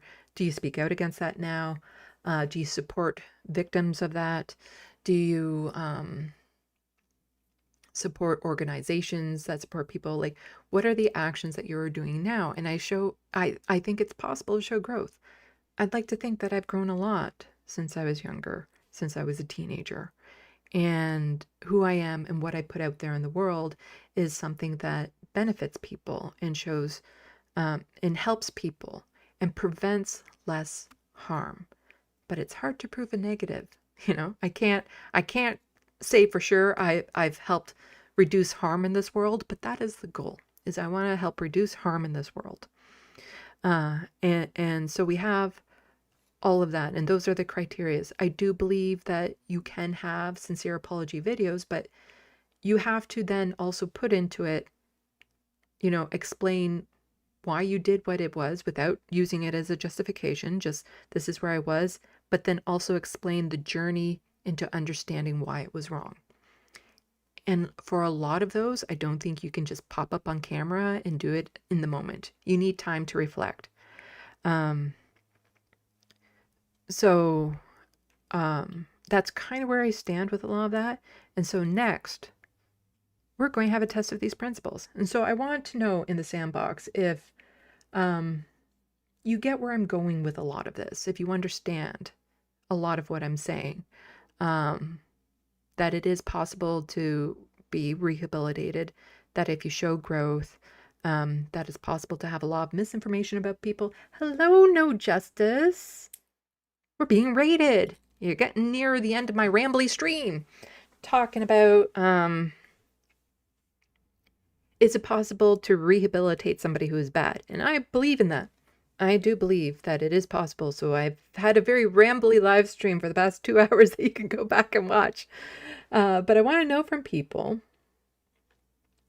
if you get what I'm saying with a lot of this, that we're making judgments only on the fractions of what we see, and it's never a complete picture.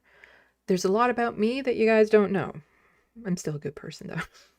You'll have to take my word for it. Because, you know, as any live streamer, what I show you is authentically me. You're only seeing part of it, though. You don't see me in my, you know, when I'm crying myself to sleep because I'm so stressed out about stuff. But you're only seeing a fraction of who I am. And so we're having to make judgments on people based on fractions. And some of those gaps are filled in with other people when it might not be true. Let's see. The reference frame saying people should read The Ethics of Belief by William K. Clifford. It's a great essay on integrity and easy read. But thank you for the raid. Yes, talking about Graham Platner and his Nazi tattoo. And I think I explained how you could go 18 years without knowing what it is. And it simply breaks down to no one told him.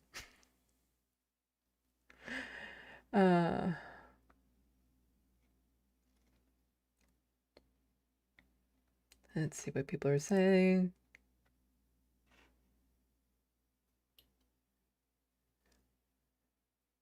Devil's Advocate, he did say he was in counseling. At least that was the last I heard from him. I think Hassan mentioned it that time, talking about Andrew Callaghan. There's a difference between going through counseling and going through counseling. Like, you can say, yeah, I went to a counselor. Did that do anything, or was that just court-mandated counseling sessions that you didn't take anything from? Like, there's more than just going through the motions. You have to apply it to yourself then.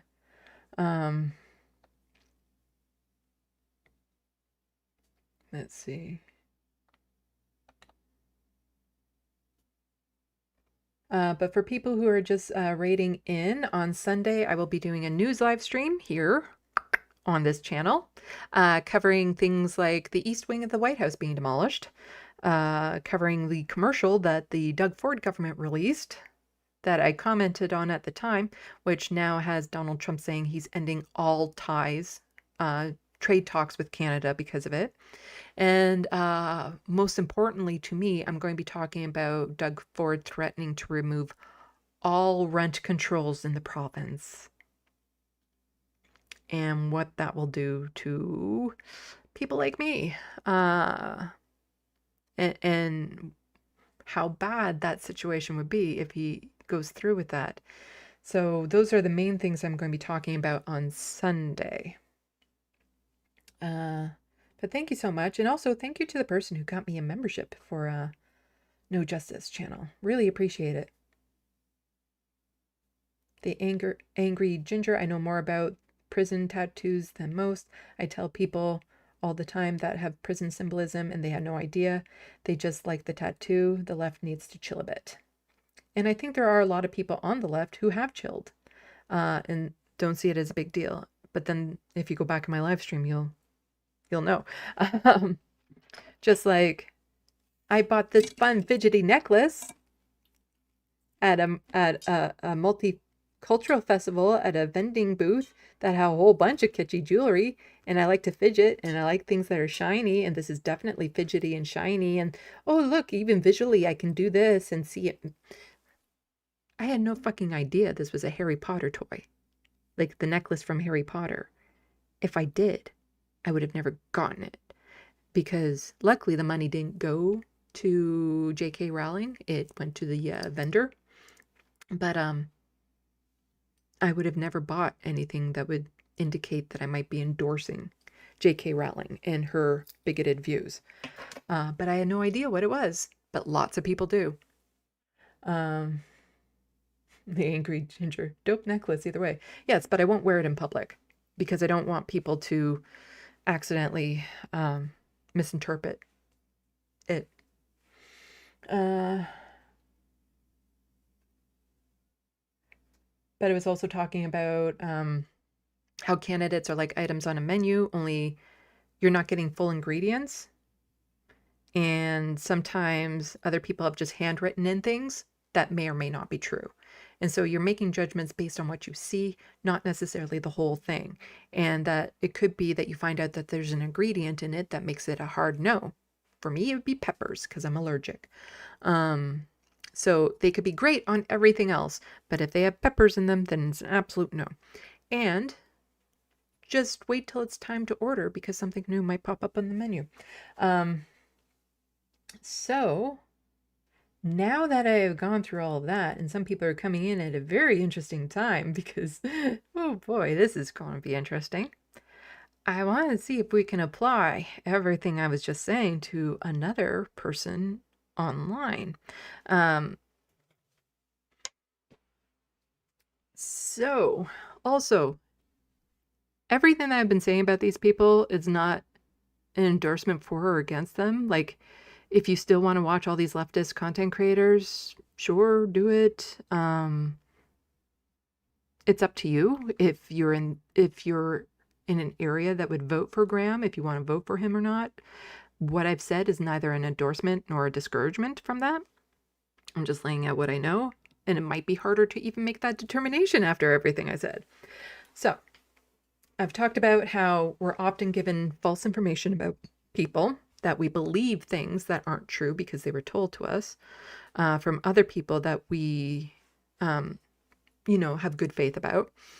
How there's this mob mentality online of assassinating characters that has gotten to the point of like tulip collecting, back when the tulip phase was a thing, and then was Beanie Babies, because it's a hobby in a way of piling up on somebody to assassinate their character. And it's like the little tidbits of information you have are the trading cards that you can pass back and forth. And so it becomes a hobby, and with every hobby, there's a slight culture around it. So there's a culture of people that just love hating on Hassan Piker and all of that sort of stuff. So they will look for anything that they can use to validate their beliefs, to misconstrue things to validate their beliefs, to make up things that will validate their beliefs about Hassan. So, I'm sorry, Preshki Andy, you're probably going to have to go back if you want to see the controversy around Graham Platner here on this side of the pond. He had a Nazi tattoo, but he didn't know it was a Nazi tattoo. And some people think there's no way that he could have a Nazi tattoo and not know it was a Nazi tattoo. But I think I explained why you can absolutely have a Nazi tattoo for 18 years and not know it was a Nazi tattoo. And the very simple answer to that is nobody told him. But you can go back and see, this isn't one of my normal live streams for the people who are just joining me right now. This has been more of like these issues have tied together for me, and so to understand what I'm about to say and get into, you really have to watch the rest of what we've been talking about, because this whole thing is about a lesson of rehabilitation. Is it possible on the left? What do you have to do to show growth? What does it mean? And this next thing is going to be a real test of that. And sometimes it's about just knowing that the assumption of what you know about something doesn't mean that everyone else knows it. So 3 people of all the leftist content creators I saw knew what that tattoo was. And I saw about a dozen commentaries on it. 3 of them knew. The rest of us had no idea, myself included, had no idea that it was a Nazi symbol. But to those 3 people, it's like, absolutely, how could you never know? But I proved in the SandBox here that I can talk about the Milky Way. I'm not talking about the chocolate bar. And I just think everyone knows Milky Way. Like, of course you know it. Everyone. You can't get through school without knowing Milky Way. That's the name of our galaxy. To me, that was just common sense. But it's not to everyone, even though I think it should be. doesn't mean that it is. So just because these three people think that everyone should know that this is a Nazi tattoo doesn't mean that we do, because we don't until someone tells us. So all of these lessons in place that you can show growth and rehabilitation if you acknowledge what you did.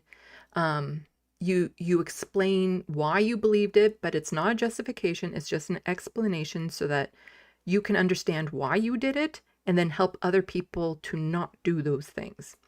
But how often when it comes to these online assassination hobbies, character assassination hobbies, there's a lot of misinformation that goes around. So it's hard to know what is true, what isn't true. Me personally, I like to see things from a whole bunch of different perspectives so that I can fill in gaps that a lot of the people who have given commentary didn't see. So with all of that, we're going to get into it. We're going to get into it. So the next person in question that I'm going to talk about to see if we can apply these things to is Vaush. Yes, Vaush. Voosh, as some might say. Vaush had a pretty massive controversy not that long ago. A couple years ago now, I guess. And to a certain, to a large portion of the left, he's still an absolute hard no because of this controversy. Let's go over it. Okay, so I can absolutely understand why a lot of people wouldn't like Vaush. I happen to watch a fair bit of his content. I wouldn't call myself a Vaushite. I don't watch that much of it, but I do like watching it. I don't watch his live streams live much anymore because I really don't care that much about men's fashion or civil engineering. But sometimes the subject of Vaush has come up in one of my live streams, and I can see that there are some people who watch my live streams that are absolutely like, no, ew, can't talk about him. Well, we're going to talk about him. And this is also my frustration with some people on the left who still constantly diss him for things that have happened in the past. So a lot of people like to clip things from him that are out of context. Absolutely. But if you notice, a lot of those clips tend to be older.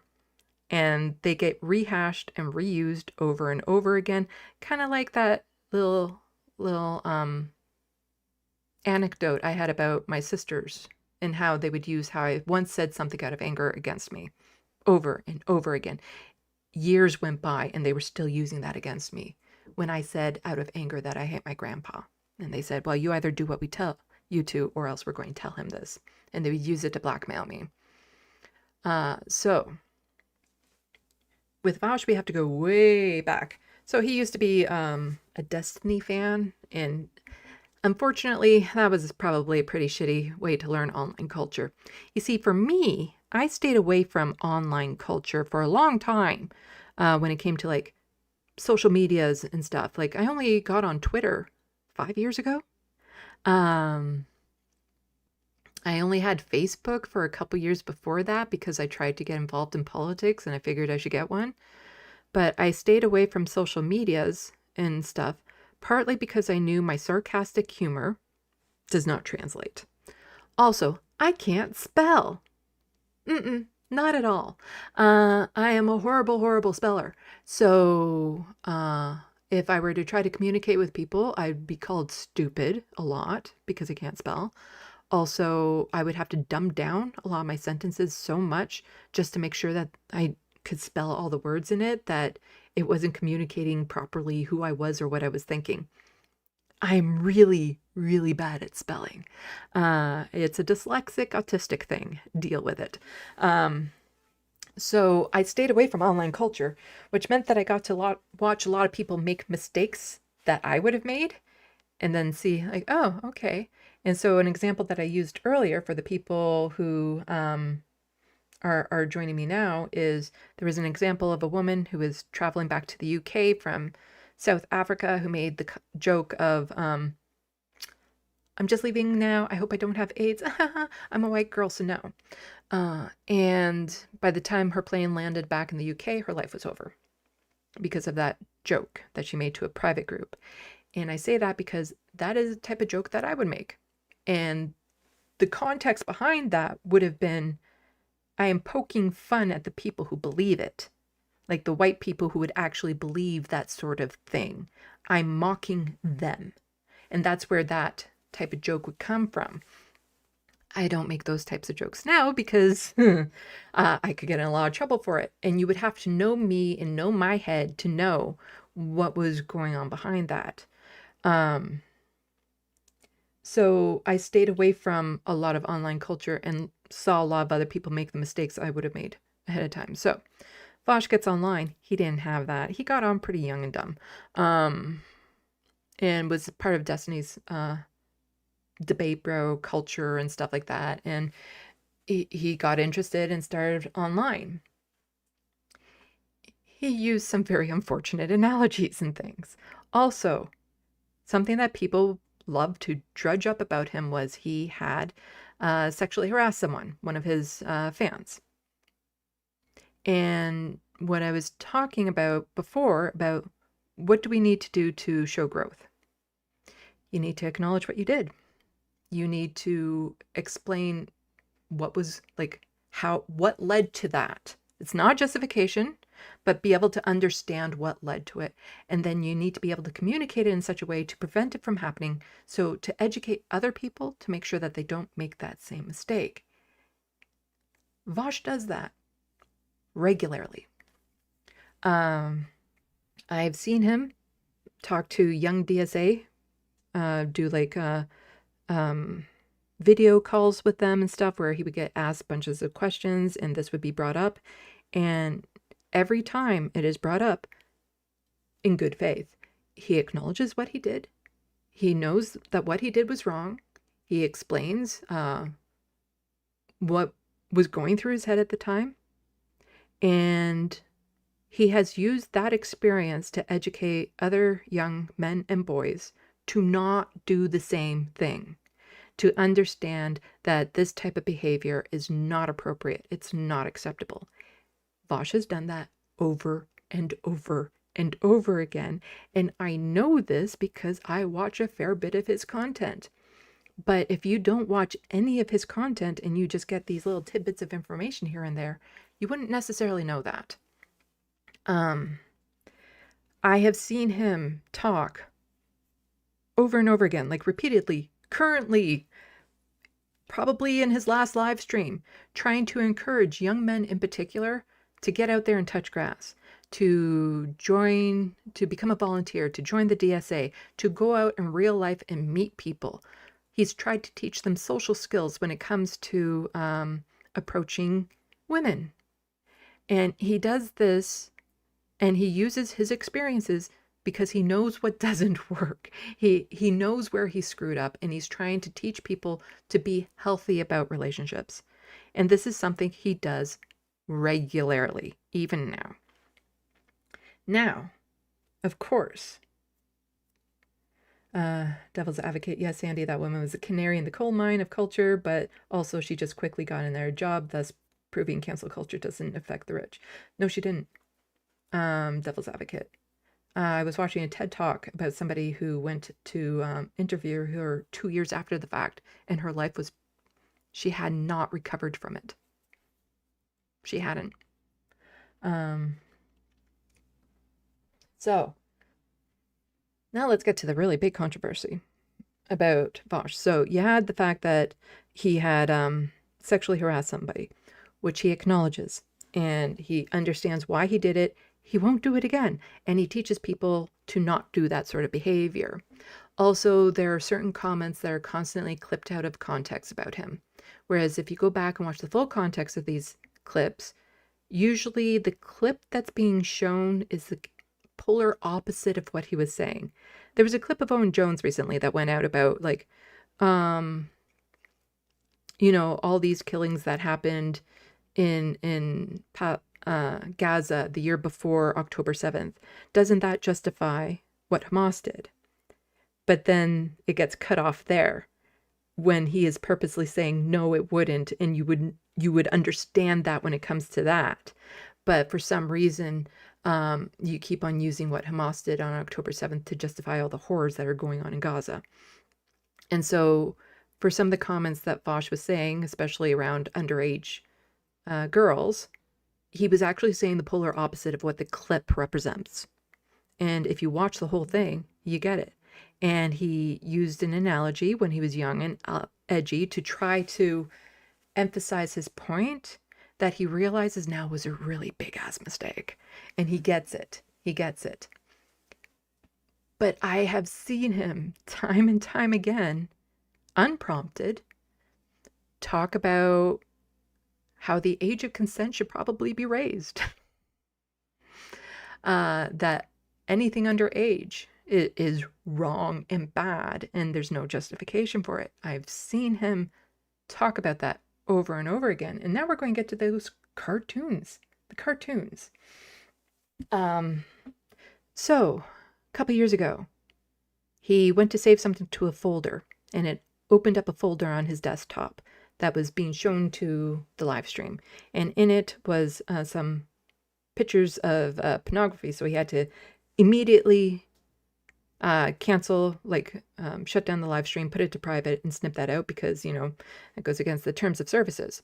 And so all we saw was a desktop folder with some icons in it. And some of those icons would show pictures of what was in those folders.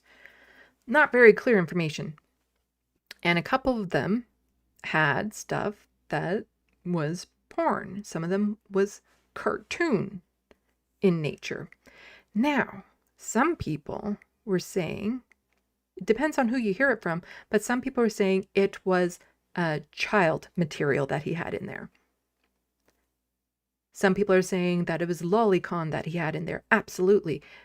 So many people are saying so many different things about what was in that folder. You don't know which one unless you've actually seen it yourself at this point. Because there are so many people out there that are just flat out saying it was child material. Without anything else. They are just saying it was child material that he had in there. No, he didn't. But at this point, the amount of information out there just flat out saying it was child material, it has convinced a lot of people that that is what was in there, and that's not the case. There were cartoon drawings, and he has released 2 videos about this. And one was done, it was a reaction video to somebody else, and so it wasn't prompted, it was just something that was happening in his live stream. And I was meaning to get those links for people who are interested in actually learning about this. And then another one was an explainer video of what was in that folder and some of his past and some of the past controversy. And some people have already said, well, because he went into all this detail explaining it, blah, blah, blah, blah. And it's like, well, he's fucking autistic. That's what you get. It's just because sometimes some people say, well, the more you try to justify it, which he wasn't trying to do, the more guilty you look. But he was also in a no-win situation. If he says too much, well, then it's too much. If he says too little, well, then it's too little. If he says it this way, well, then that way is wrong. If he says it that way, then that other way is wrong. Like, to some people, there was no proper way for him to explain what had happened. Now, in that folder, he fully admits that there was a particular drawing that was shown that could very well have been lolicon. But he did not know it when he saved that image. Why? It's a fucking drawing. And it wasn't until he found out who the artist was, and the artist is responsible for a lot of lolicon, that he was then able to connect those dots. That, well, in that case, it probably is. And that was not his intention when he saved it. That's not what he was thinking. And someone's like, short stack goblin. Well, of course it... I'm sorry, but can you guess the age of any fucking cartoon character you see? Like, these are you can have very old cartoon characters that look very young. You can have very young cartoon characters that look old. For him, That wasn't the main focus. The main focus was the penis in the drawing.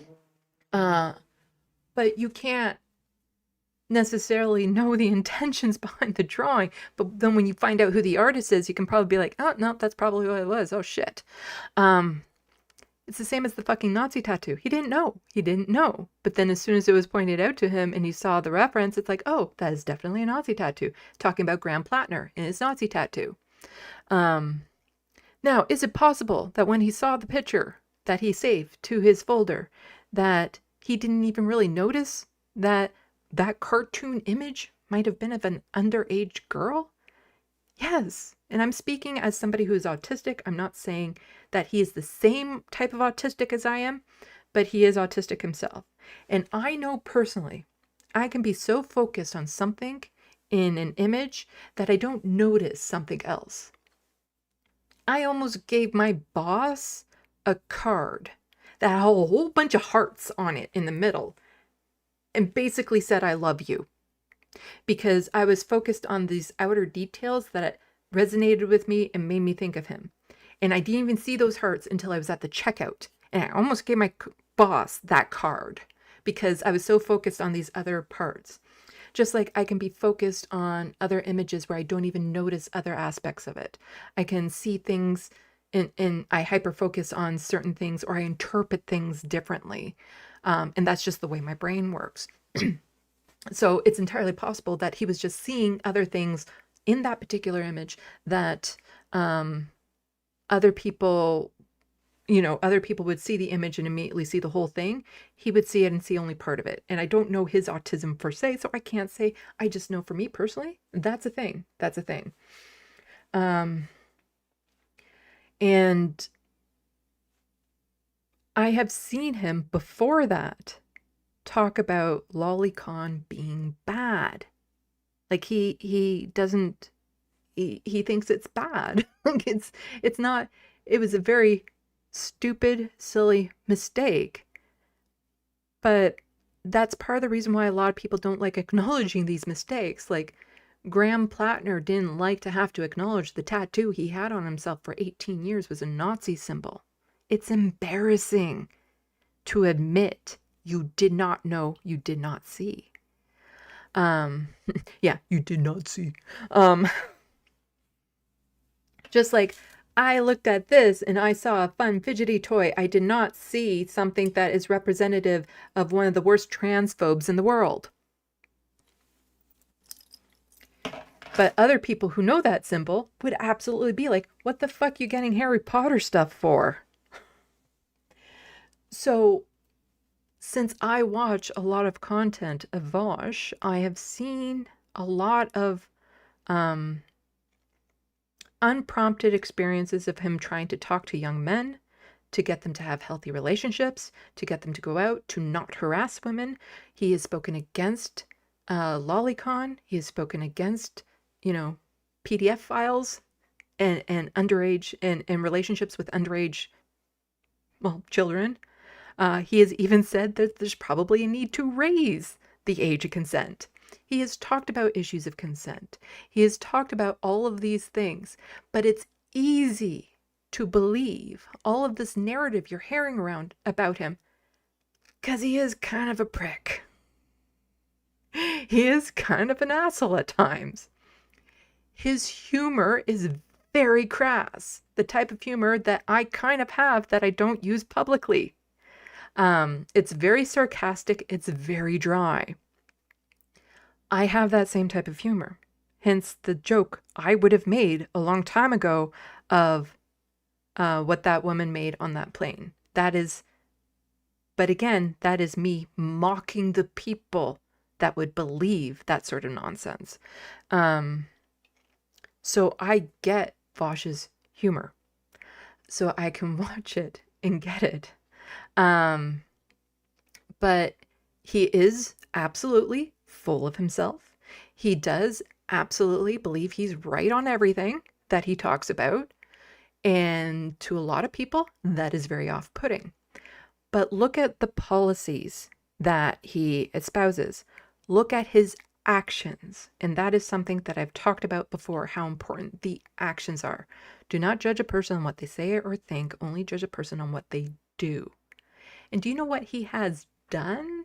He went door knocking. Like, he actually went door knocking for, what's his name? He used to be a Justice Democrat, but didn't win the election that he was in. Oh, I'm totally blanking on name because I can't remember names. But he actually went door knocking for that candidate. Somebody in the SandBox, I'm sure you remember who his name was.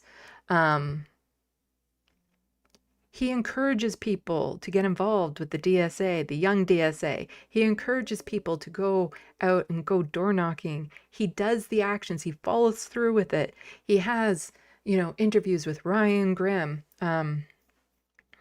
There is, oh my God, I'm blanking on so many names right now. A trans woman, he's had her on there, reporter. Erin in the Morning, Erin. Yeah, he's had her on his podcast to have an interview. Like Ryan Grimm, like all these people. He's done the work. He does phone banking. He does all of that. Does anybody know his name yet? The person that I'm talking about, he was a Justice Democrat, but he didn't win the last election he was in. Oh my God, I'm totally blanking on his name. If somebody remembers his name, that would be really helpful right now. But he actually left his home, which is not something he likes to do, to go and campaign and actually do door knocking for this guy. Does anyone remember his name? I'm just totally blanking on his name. He was a Justice Democrat. He did have a seat. He lost the election. Oh. But a lot of people don't want to say anything that looks like they're defending Vosh because they're afraid of the backlash. They're afraid of people immediately accusing them of also being a PDF file, of justifying all of his bad behavior when no, that's not what's happening. Nobody remembers this person's... Bowman. Maybe it's Bowman. Oh my gosh, maybe it's Bowman. What's the first name? Jamal Bowman. Yes. Bad lefty. That is who he was out campaigning for. Like literally leaving his home and going door knocking for.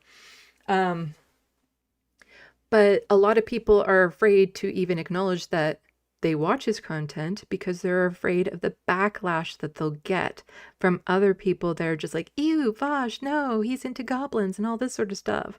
Another thing that people accuse him of being into bestiality, which he is not, and he has spoken out against that. And I can understand why people are a lot more confused about this because he's been open about one of his fantasies, which I'm not going to be open about mine. But I can say again, as somebody who is autistic, we don't necessarily have the same mainstream fantasies. I don't watch porn because it doesn't do anything for me. I wish it did. It doesn't.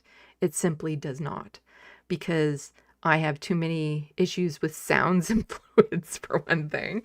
But I also need a narrative in my head about it. I can't I guess it goes into like the demisexual, sapiosexual thing. Like I need a narrative in my head. I can't. So I don't watch any sort of adult content because and there were times that I've tried, but it was just out of like a curiosity more than anything else. It didn't do anything for me. And so some of the scenarios in my head are quite elaborate. And so what Vosh had disclosed to his audience was he would fantasize about being the horse. Not bestiality, but he would fantasize about being the horse. And to me, this would be really no different than somebody who might have a fantasy about a centaur or a fantasy about the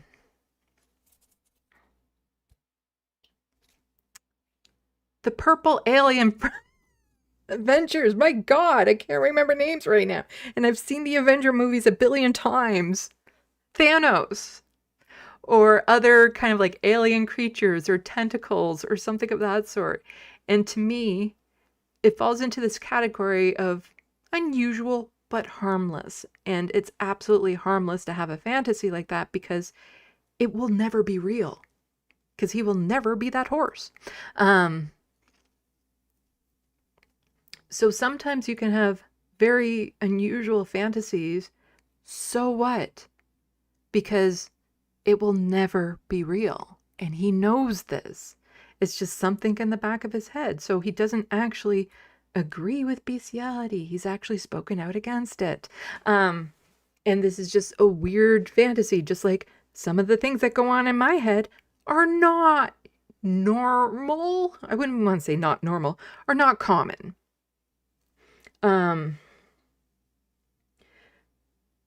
Lefty, yeah, there's some people that fantasize being with mermaids. It doesn't mean that they're into fish like that. Like, it's just, there's so many different things. But it's one of those unusual but harmless because it's never going to be reality. And so no animals will be harmed in the making of this type thing. But the thing is that if you're just a casual viewer of a lot of what he does or a casual viewer of what you hear about him, you don't know these things. You don't know them unless you watch his content more regularly, unless you watch people that are doing like good faith analysis of what he has done and said and stuff. Because there are certain content creators right now that will always say his name with vitriol and will always even refer to him as somebody who is into child material. Even people who might otherwise make good content. And the thing is that Vosh is having a good impact on people. Like, seriously, his live streams get over 10,000 viewers regularly. Well over 10,000 viewers regularly. And he's encouraging people to get involved with the DSA, to get involved in politics, to go out to your local campaigns, to get involved with other volunteer organizations, to go out in the real world and meet people, how not to be socially awkward, how to talk to people, how to, feel healthier about themselves and all that sort of stuff. He does all of that. But if all you do is listen to the worst of the takes that aren't even necessarily true, you won't know that. So, let's just say a lot of my fantasies have to do with vampires. But you all know that I have a thing for vampires. Let's see what people are saying in the SandBox.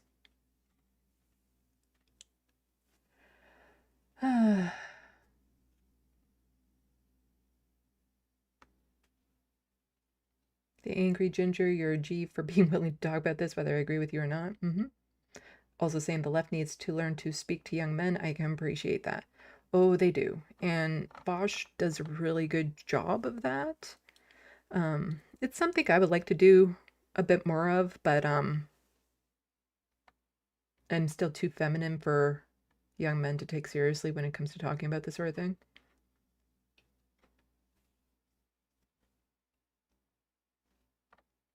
Just going to go back a bit and see what people are saying. Okay, we're back to the no justice raid. And again, thank you to the person who got me a subscription. I really appreciate it. JK saying, demand candidates who you can support and who will support you. And I was talking about that earlier. It's like, it's all fine and dandy to want that, but you need the people to actually be willing to step up to do that. And that's a tall order. That is really difficult to ask the average person to do that, to put themselves through that scrutiny, to have everything from their past dug up and to have that spotlight and that attention. But then you also have to have the charisma, the skills, the riz, as they say. Soul Life, yes. Green peppers, red peppers, this pepper, yes. Bell peppers in general make me sick. I'm allergic, so I can't. And it's not just the pepper, it's the oil on the pepper. So I got sick from eating carrot sticks from a veggie tray because the carrot sticks were sitting next to the peppers and they absorbed some of the oil and that made me sick. If there's peppers on a pizza, I can't just pick off the peppers and eat it because the oils are left over on the pizza and it will make me sick.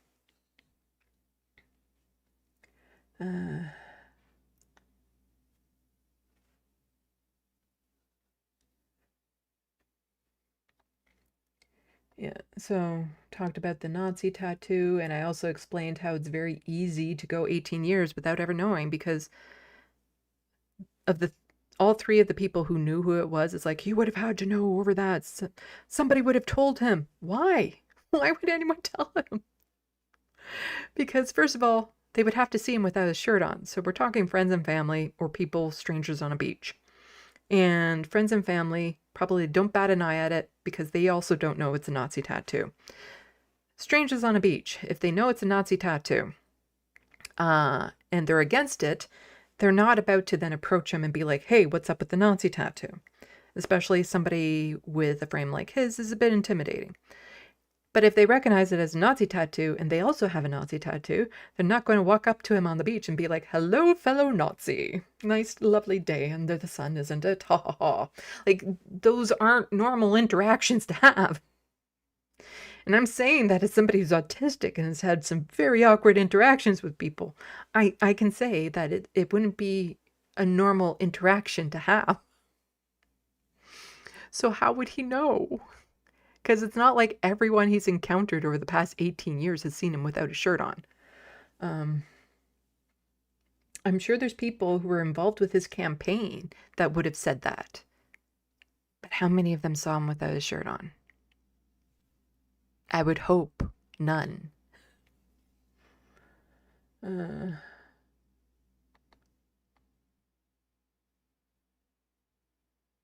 So life, I got a second mortgage worth of Beanie Babies. I'm gonna get rich any day now. Yeah.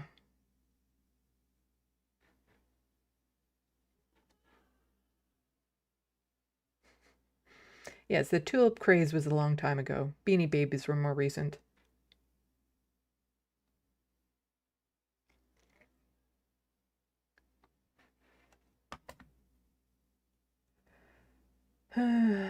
Devil's Advocate, especially across a skull and crossbones, they're so common and there's so many different styles. How could you possibly pick out the one that is bad? It's easy. Oh, this one looks intimidating. It was designed to look intimidating. Honestly, when I saw that, I thought it looked like a candy skull. One of those candy skulls from like New Orleans or something. Bad Lefty saying down with Voosh.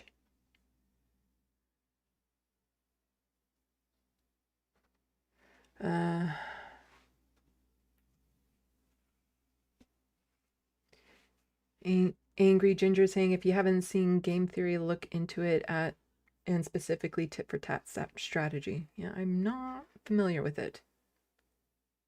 Yes, Bad Lefty is the hardest of no's when it comes to Bosch. Yeah. Rachel Atwood, I don't hate Bosch politics, but he's still an icky person. Yeah, and he's gone to bat for trans folks so many times. I've actually used his debates back when he used to debate. He doesn't anymore, and he hasn't for a while, because he doesn't see the point in it. Like, there's no such thing as good faith actors debate bros on the right anymore. But he used to debate like transphobes and stuff like that. And some of the things that he was saying was like, I need to know this for when I'm in these debates. But yeah, he's right on all the same policies that we are right. Like us on the left, as people who are fans of the SandBox. He aligns with us when it comes to policies, when it comes to Palestine, when it comes to trans folks, queer folks.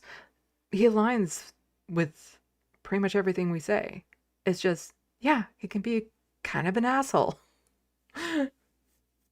And if you aren't into that type of person, then, yeah, don't watch him. This isn't me trying to say you should go watch Bosch at all. It's just, this is a prime example of how this type of character assassination hobby can get out of hand. The reference frame, don't know who that is, never seen any of his videos. Yeah. And Grand Theft Autobot also saying nope for Bosch.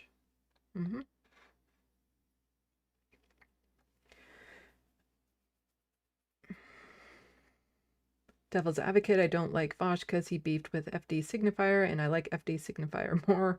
Plus, I thought Vosh was wrong in that particular debate. Yeah. So, like, do you really think Vosh thought that was a gremlin? I don't think Vosh was paying attention to that part of the drawing. And still, how can you tell how old a character is? Have you seen the drawing? If you were to see similar drawings, would you be able to instantly identify if that type of character is an adult or not? Out of context? It's a fucking drawing. How would you know? There's lots of goblin characters out there that are adults. Like, it's just, how would you know how old that character is? Especially if it's just a one-off sketch. How do you know how old they are?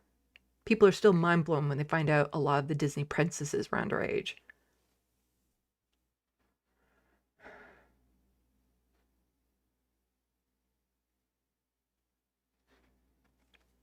Yeah, goblin.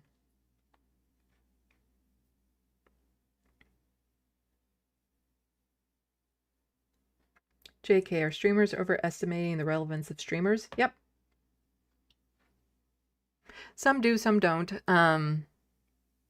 Like Sam and Emma will acknowledge that, you know, having somebody on their show won't make or break their campaign. Like, it's just, they try to have an influence, but they know they're probably not going to sway any like vote or anything of that sort. But there are some people that are, especially a lot of the podcast bros, who put far more weight onto what they do because that's also just the bubble they live in. And it again, it falls into what's common knowledge to me is not necessarily common knowledge to other people. And so for a lot of people who are involved in this world, yeah, it's like when Charlie Kirk died, the vast majority of people out there had no clue who he was. But to us, it's like, oh my God, we all know. Ah. But to the vast majority of people, they had no idea. But this is the world we live in, you know?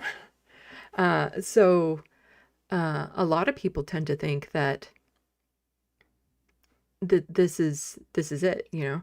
Just like there's some people who can get swept up with other cultural events on TV that think it has a much more bigger impact on things, or that there's references in there that everyone would just know. But then there's some people be like, yeah, I've never watched that show. You know, there's some people that have never watched any Star Wars. You know? So my idea of impact of what Star Wars and Star Trek has on the world is not the reality, but it is our reality. And some people who are maybe more prominent in the podcast world would then think that they're more prominent in general in the real world, that they have more value in the real world because of that, when they don't, because the vast majority of people won't know who they are. So absolutely, streamers overestimate their relevance.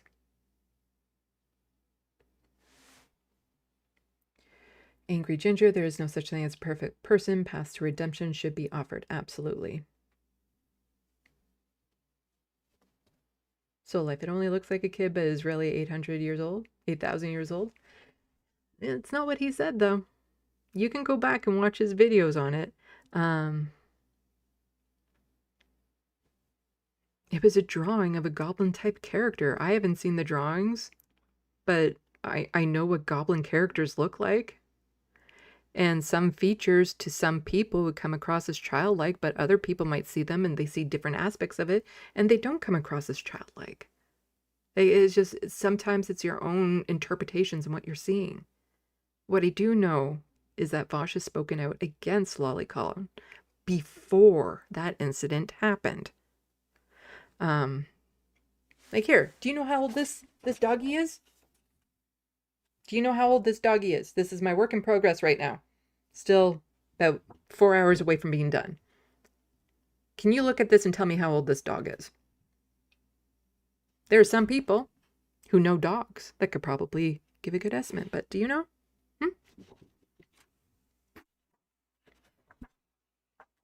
That is my work in progress right now. About 4 hours from being done. And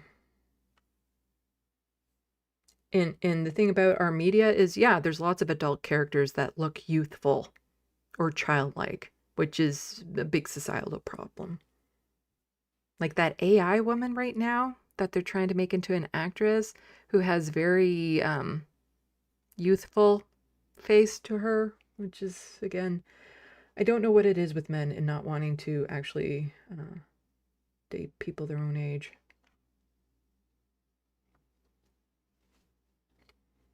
Rachel Atwood saying Vosh and Destiny are anti-tanky, but Vosh is also critical of Israel, which I'd say is a big deal. Vosh is very critical of Israel and very much pro-Palestine. And I even remember he had a debate with the Vanguard, and the Vanguard has even misrepresented what Vosh said during it about the use of drones and stuff of that sort, because I went back and I watched the debates, because I tend to watch a lot of debates because I'm very interested in that subject. And the Vanguard misrepresented what he had said. And I don't think it was malicious. I don't think it was intentional. But I don't think they've actually gone back and rewatched their own debate. And when you're caught up in the moment, you might miss things. Because, again, Vosh wasn't talking about more militarization or more need for war and stuff like that. It's just like, if you have the option between this and this, then this causes less harm, so you should probably go with this, is pretty much what Vosh was saying at the time. But ideally, he doesn't want any war. He's not into conflicts. He thinks those are bad. Legala DeVille, we have the same sense of humor, Sandy, and that got me enough hassle in chat. Yeah. That's why I don't recommend people necessarily saying a lot of jokes in chat and stuff, because you're not going to get it. And I've stopped myself from saying a lot of funny comments in chat and stuff, because, again, you would have to know. Or like when I am the majority report, I'm never trying to be funny per se, because the way Sam would read it would not interpret it properly, I don't think. And sometimes it's all about my inflections and my facial expressions and all of the above in order for you to know what I'm saying is meant to be funny. But if you don't understand sarcasm, then absolutely you would think I'm an asshole.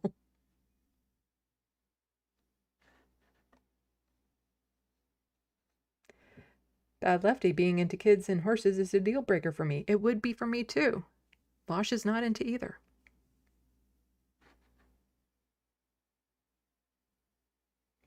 Because it's just wrong in so many ways.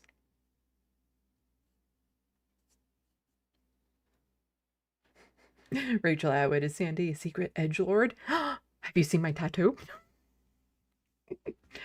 Is there even an edgelord tattoo out there? I don't know.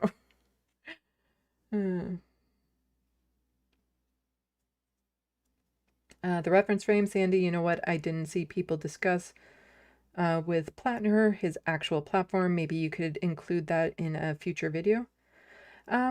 Yeah, I don't focus too much on like individual races, especially American ones, but you know, he's very pro-Palestinian. He leans socialist from what I gather. Like a lot of the policies he's put forward and stuff are very good and energetic. That's why so many people are hyped for him and so many people are quick to defend him.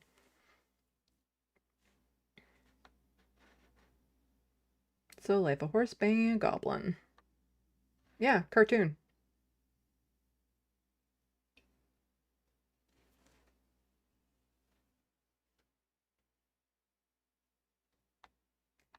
Devil's Advocate. Oh, really? Whoops, sorry for spreading misinfo. I could have sworn she had. Some people might spread that information to say it's not a big deal when you do these pile-ons because people quickly recover, when for some people, especially women or people of color, when they're swamped like this, they don't necessarily just recover. For white men, they often do, but for marginalized groups, not so much. And you can probably find the TED Talk. The TED Talk wasn't about her per se. It was about online mob mentality. And this particular person who was studying this phenomenon ended up having an interview with her 2 years after the fact. And she's like, yeah, my life is still ruined because of it. Especially when you have things like as soon as you Google the person's name, that story would be front and center and stuff. It's a lot harder to get a job that way. And so I know there's some laws, like some countries that are trying to pass laws to make it so the thing to forget, the power to forget or something, to erase certain headlines and stuff like that. But yeah, she didn't just bounce back.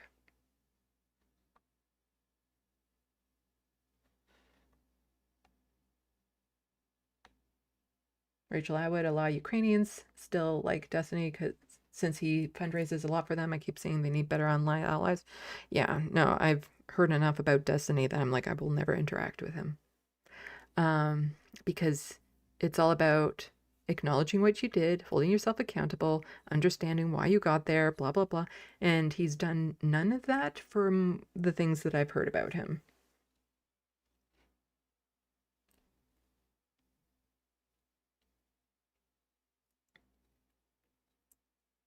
Grand Theft Auto, he went whoop, and then end of stream, yeah. Well, he had to because any sort of pornography shown on would instantly get your channel in trouble.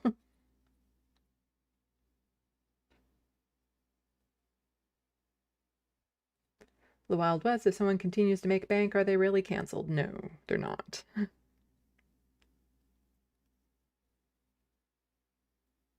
Bad Lefty, it was drawing of kids, though.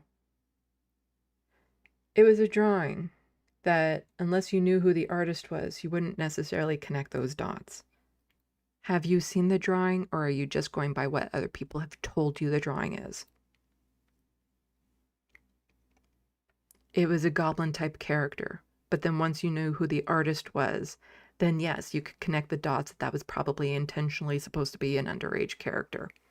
But if you don't know who the artist is and you just saw it, how would you know? Like, how many paintings out there have you seen? Like Victorian age paintings, have you seen of women that are nude? Do you know how old all those women were? Given the Victorian age, some of them could have been quite young. You don't know. You don't know until you know. And as soon as he realized who the artist was after somebody told him, then he's like, oh shit. How I could scribble a character here now and have a whole narrative behind that character. Can you tell me how old they are?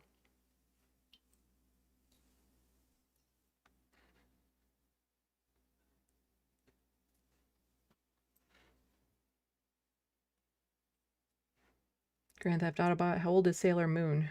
She looks young, but I guess around 17, 18, right? Nope, 14 at the start of the series.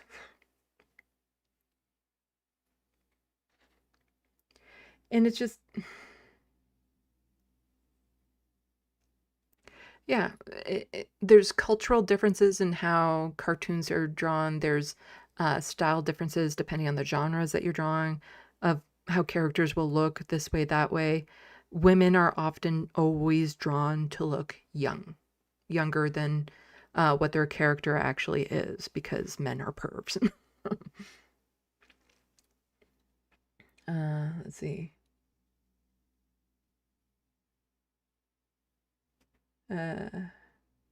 Shad GX wondering if non-white people accidentally get Nazi tattoos.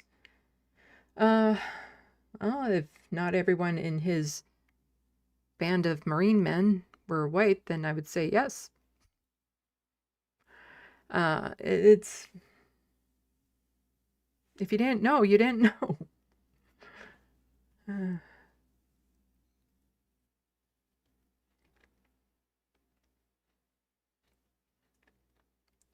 Let's see. Angry Ginger, people on the left say sorry and still get canceled. That's an issue. Yes. Everyone deserves a chance to prove they are not that person. Yes. Yeah, there are people on the left who do get canceled. And then there are people on the left who try to get their way back, and the more that they try to get their way back, they end up sinking themselves further. It's or on their way back, they disclose, well, there was all this stuff that I did that nobody cared about, without realizing nobody knew about that stuff. And it's like, oh. But it's usually people on the left will get real canceled. And it's usually marginalized people on the left that will get real canceled, as in, you know, it wouldn't take much to get my channel shut down, because I have such a small presence online that one targeted attack, I could get real canceled online.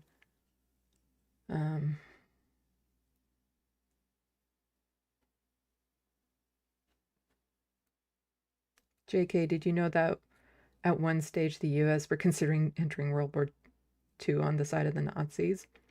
It's kind of like, the more I've learned about, you know, American politics and Canadian politics and stuff like that, and just their mentalities and who they were before the war and stuff, it's like, it does kind of like, why exactly were they fighting against the Nazis? Because they were such fucking Nazis.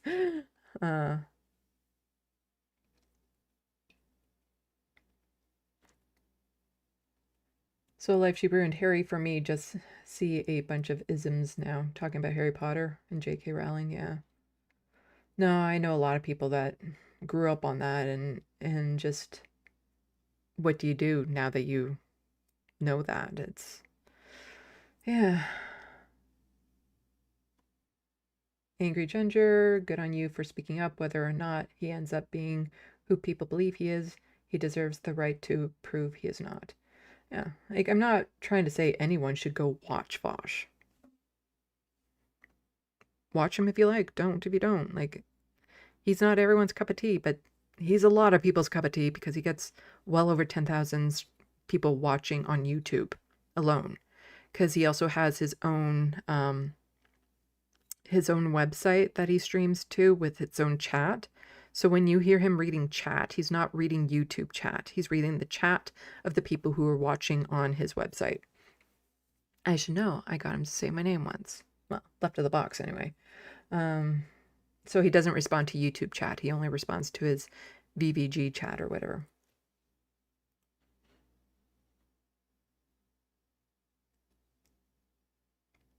In the reference frame, also saying, I hear you, AG, but having standards is also why the party is not full of fascists. I do believe we should have standards, no doubt about that.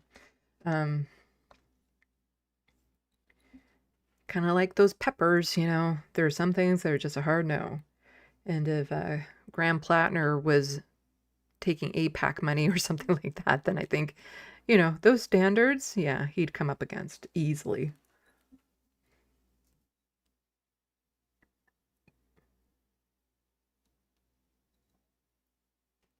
Devil's Advocate, yeah, honestly, I just think he's annoying and I don't enjoy watching him. That's enough to not like him, but to support the message he espouses. Yeah. No, I can absolutely understand why people wouldn't like Vosh, because he's arrogant and full of himself.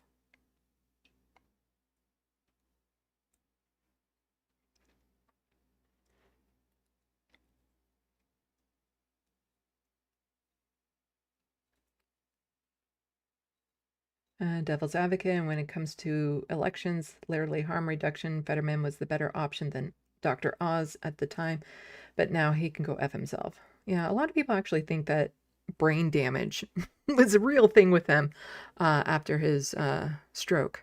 But even if Graham Platner was a secret Nazi, as long as he was espousing socialist and pushing for socialist type policies, then does it matter? It's a thing that Sam Cedar once said, that he would take the person that was a secret Nazi but espoused socialist ideas, was for Medicare for all and all that sort of stuff, versus the person who had no Nazi bone in their body but was out here being like, well, both sides have a point.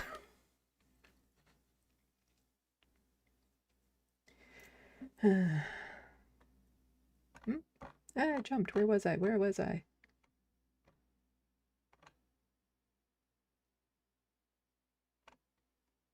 Ah, Looney Tunes. Yes, I know your opinions on Vosh. Go watch the rest of my video.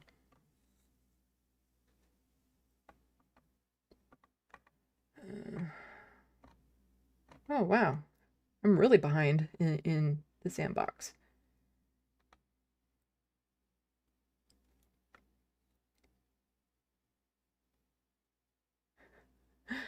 Bad Lefty, no animal will be harmed during this fantasy is funny as fuck. Oh, these are like sometimes fantasies are like they might be bizarre, they might be, you know, if they were to play out in reality, really bad, but they're safe so long as they're fantasies that could never actually become a reality, then who cares? Nobody is really going to be able to fuck Thanos.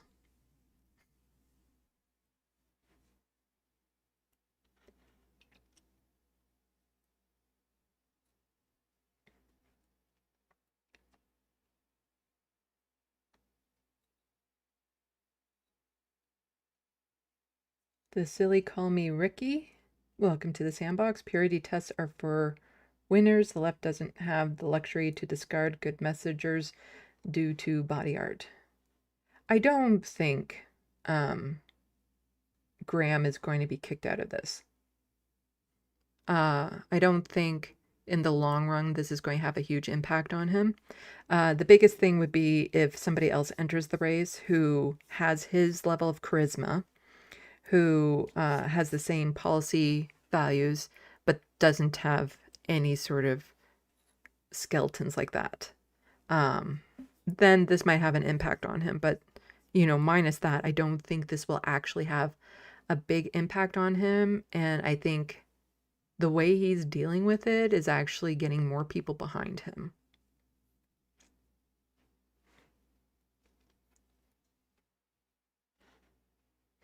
The angry ginger. You can 100% beef with me. I'm a ginger. Nothing phases me. Tea sucks. I'm just saying that because you're a ginger, so all gingers drink tea, don't you? No, there's like, I think it's totally fine to be able to have arguments with people, but it doesn't mean, like, having an argument with somebody is not the same as canceling somebody or saying somebody should be canceled. Angry Ginger also saying Vosh wrecked Andrew Wilson. I have no idea who that is. Like, I also know people say that Vosh will sick his fans on people, but again, I watch a lot of his content. That's not something he does. He doesn't, like, if there's a Nazi out there, he's all fine for his fans to push back, or he's fine for his fans to push back against policies that he wants, but I've never seen him sick his fans on anyone. Never. I've also seen him say, don't try to defend him. If you think that's going to hurt you, like, don't try to defend him. He has his videos. I was going to try to find the links to them. I might have them. Let's see. To his videos where he does the explaining himself. Did I put it in a playlist? Let's see. Where would I have put it?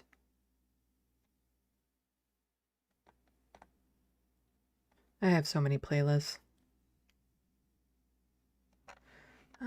Probably, if I did, it'd probably be in this one. Ah, don't play. That's a majority report clip. I went to view all, and this is what I got.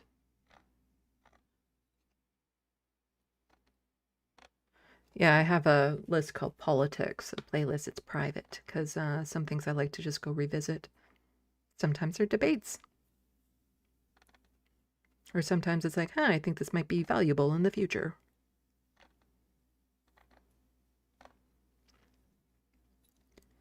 No,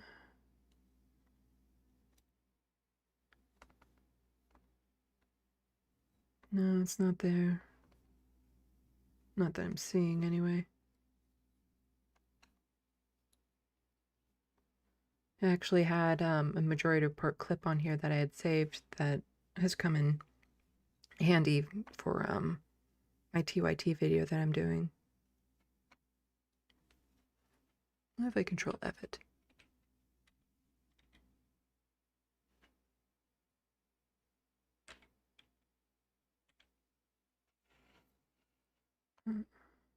No. Let's see. I don't think I would have it anywhere else.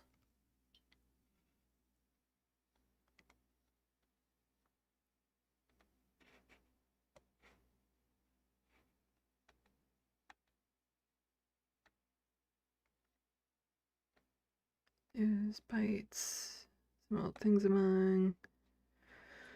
Oh my gosh. Sick. Is it under this one?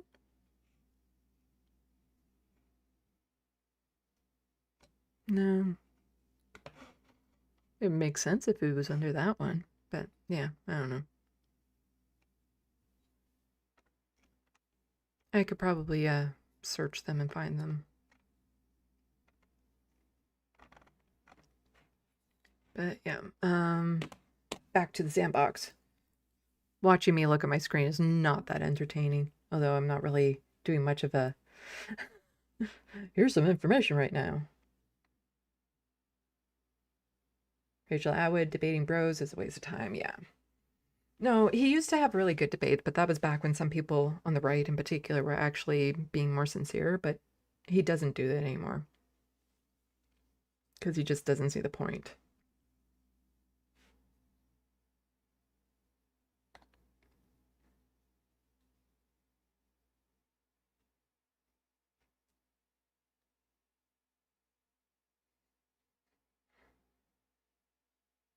Rachel Atwood, i.e. talking to Ethan Klein to mention his mini documentary on the human safari, and Kirsten when Ethan just went into whine about Hassan. Well, it's kind of like you can watch TYT any day now, or at any time, and have them bitch about Sam and Emma, apparently. We're going to make this about us and them.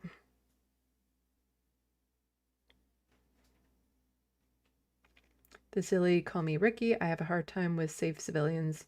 Judging the thought process of returning soldiers even after he returned and evolved into a good, productive civilian. Fucking privilege warps the mind. Yeah. I don't know. Like, that's the thing, as I was saying, that's I don't know him. We need a fuller picture.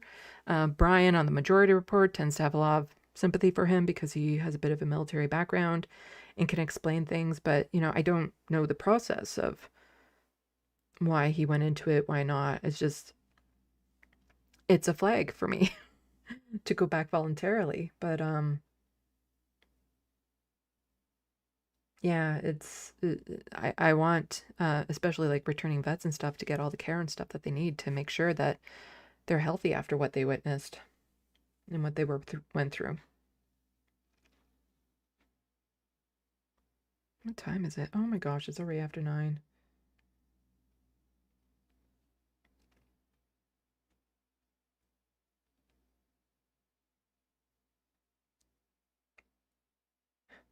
Devil's advocate. People haven't seen Star Wars, for shame.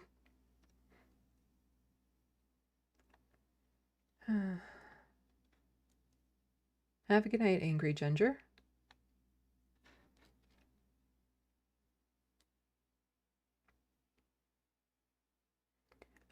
With outro, maybe that dog is an adult, but I can't put a number on the dog's age since I don't know dogs well enough. Yes. The dog is an adult. Reference frame says, can I pet the drawing? The dog? Yeah. I did this for charity. It was a portrait of mine was available for a silent auction item, and this is the dog that the person who won the silent auction. I still have about 4 hours to go on this, so I'll let you guys see it when I'm done.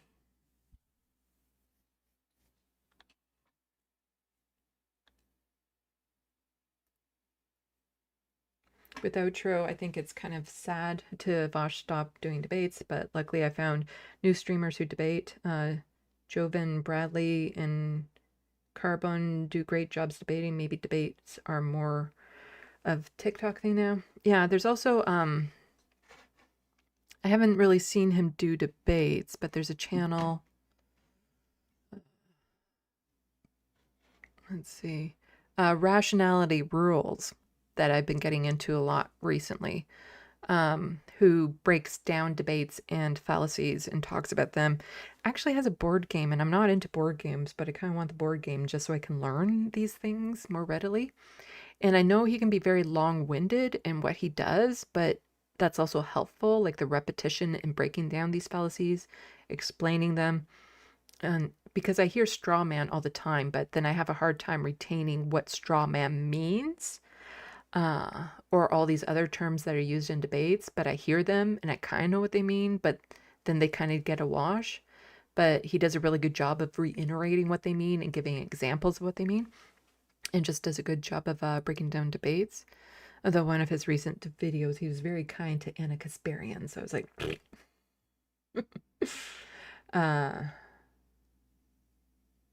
but yeah, and there was also a video I watched recently about, again, not a debate, but about debates that I found very interesting from a channel called Autism from the Inside. And it's a man who talks about autism and especially, you know, what it means to be an autistic adult and learning about that. And then he broke down why some debates don't work anymore because of where people are debating from or why they can be successful and stuff. And I found it super fascinating. It should be in my history not too long ago. Let's see.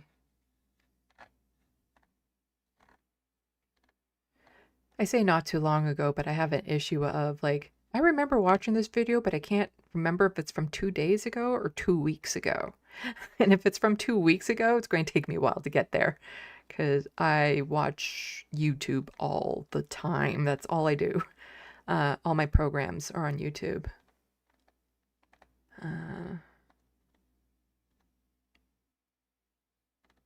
It'd probably be quicker for me to just go to the channel than to scroll through my watch history. Let's see. Yeah, quicker to go to the channel. Okay. As soon as I find the channel. Yeah, this guy's from Australia. There we go. Videos.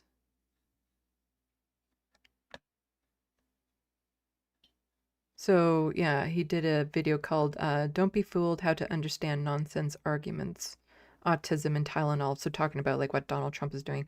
I need to watch the other parts because this was part 3 of 3 parts. Just quickly pop that up on the screen truth so that you guys can see it. This channel here. Why is it all out of whack? Oh, that's why. There we go. So Don't Be Fooled, How to Understand Nonsense Arguments, Autism and Tylenol, part 3. I need to watch the first 2 parts, but what he talks about debates here is super interesting. Here, I'll share, copy. There we go. Toss this in the sandbox for you guys.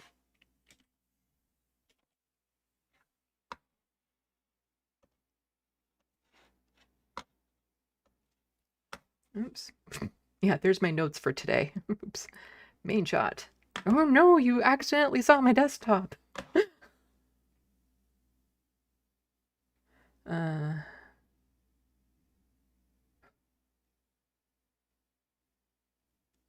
Rachel Atwood, Silly and Billy are good guys, but they have their biases. I agree with that a lot. I do watch their content from time to time, but Devil's Advocate, did Vanguard debate him on voting third party 2 years ago? I'm searching for it now. I love watching debates, lol. I think he's done 2 debates with them. So you can probably watch both of them. I found them interesting. Like, especially when it's channels that I like that talk shit about him after a debate that they've had. I like to go back and actually, you know, analyze it for myself. I tend to look at things objectively. It's an autistic trait of mine because if Vosh suddenly started doing things that really pissed me off, it's not like I would stay watching his stuff.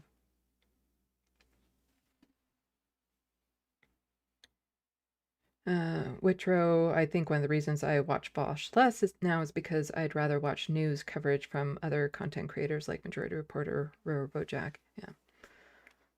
Yeah, there's only so much time in a day and so many content creators I like watching.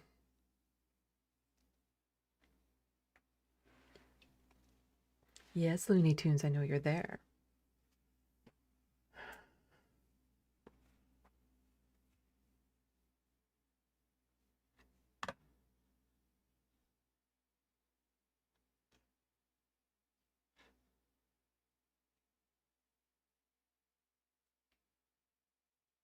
So I sorry I was lurking, had to get food and check in to the hotel. I was explaining the role of the horse played to Bad Lefty. It was just comment right before. I don't know what this is all about.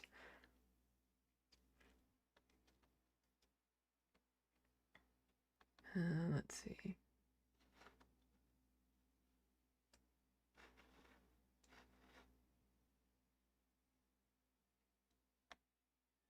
Oh, and then it jumps. Where was I? Where was I?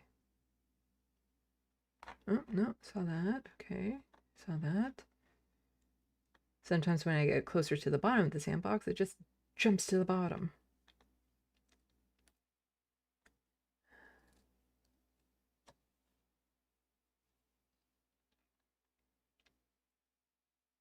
Devil's advocate, very true. Smaller creators and real people can get canceled. Yeah, I do worry about that from time to time.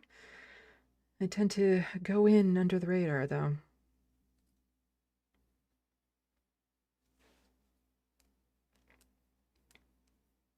Well, I'll have to go back and watch your live stream Looney Tunes of Vanny Fitzgerald.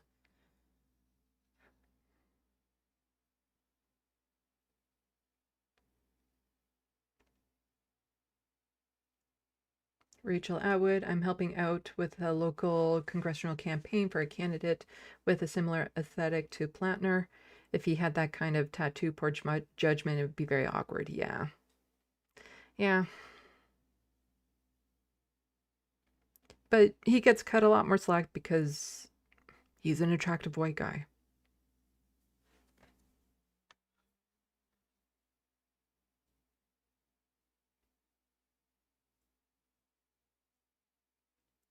Which true, it is really rougher for smaller content creators because I saw Asmongold go after really small left-wing content creators and unleashes his mob. Yeah. Like, I could care less if people just swamp my pages calling me names and stuff like that. Like, I really could care less. It's when they actively try to get my channel taken down, I would run into problems. Have a good night, Devil's Advocate.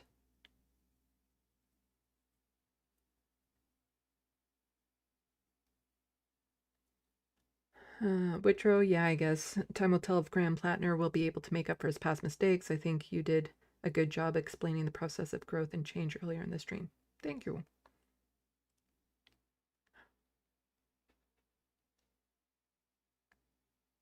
Let's see if I can do this. I'm trying to set up something new. Print screen.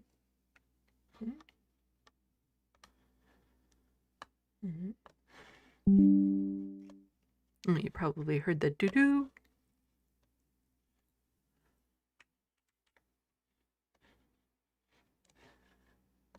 And then that. See, this is why you're not going to see chats just pop up on my screen so easily, is because I have to put all this work into it. But let's do that.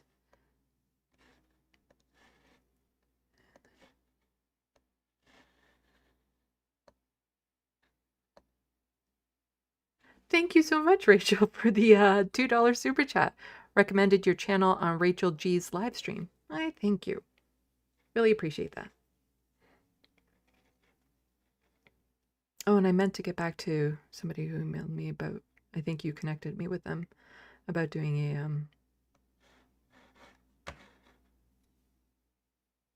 live stream.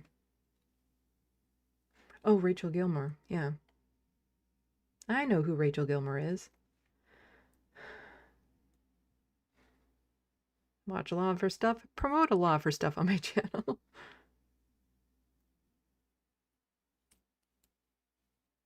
Let's see.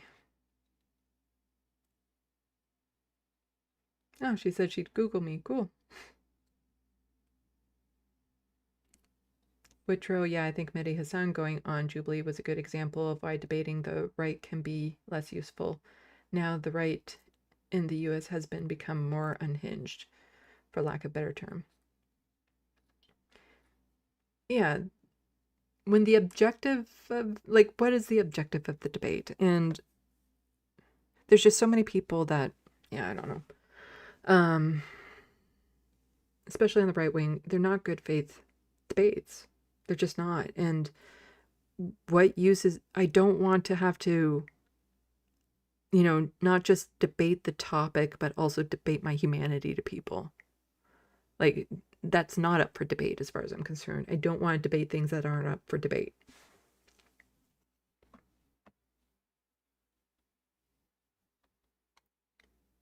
Let's see.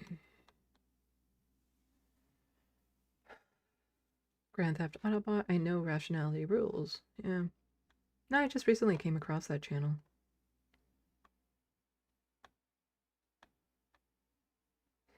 The reference play frame. We saw the secret plan. Yes, my list of talking points. Oh, you saw my talking points.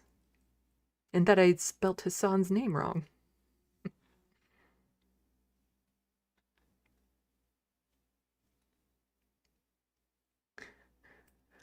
Let's see. Whitrow, oh, Andrew Callaghan probably did the worst are of all the people we are talking about. I wonder if Callaghan will be able to grow and change. I haven't watched Channel 5 since his scandal.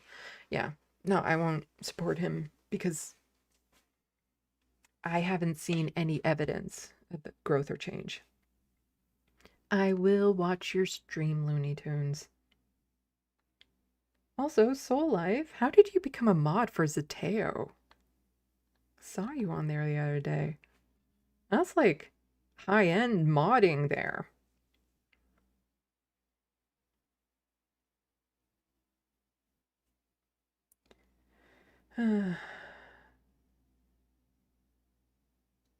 Actually, I thought you were referencing the fact that I had talked about Andrew Callaghan. Whitrow.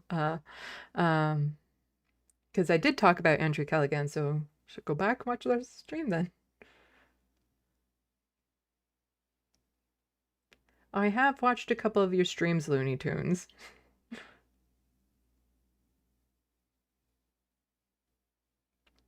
I'm probably saying your name wrong, so let me just do this. Why is that looking really squished for some reason? That's looking like really squished. Yeah. Must have accidentally did something to it. It's not doing anything. Huh. Anyway, yes, Whitrow. If they're, yeah, absolutely get involved with campaigns. Even if your candidate that you are interested in supporting has no chance of winning, get involved with the campaign. It's important to learn the process of the election, what goes into it, all that sort of stuff. But also it will connect you with other people that are like-minded and people that are willing to get active and engaged. So you can network for like future activism and things of that sort. Just learn about what's happening in your community. It's a great way to find out what's happening in your community, because candidates tend to be plugged in with that sort of like events that they should be showing up to. So it's a great way to meet people and get involved, even if your candidate has no chance of winning. Looney Tunes is wondering how you know what, Looney Tunes, if you want to know how I put up that super chat, send in a super chat and I'll show you.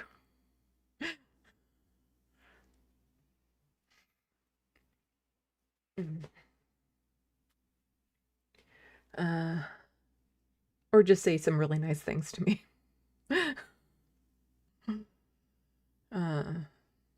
Because I did try to run for office, but then I also got involved with other people's campaigns And it's a really good experience, even if it's not necessarily a positive. It might not be a positive experience, but it's a valuable experience. Let's put it that way.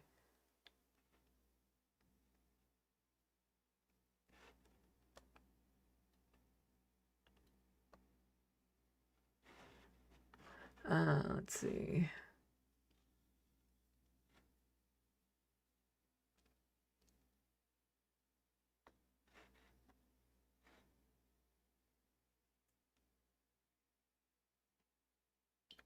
Yes, use my LeftoftheBox email for appearance requests and stuff.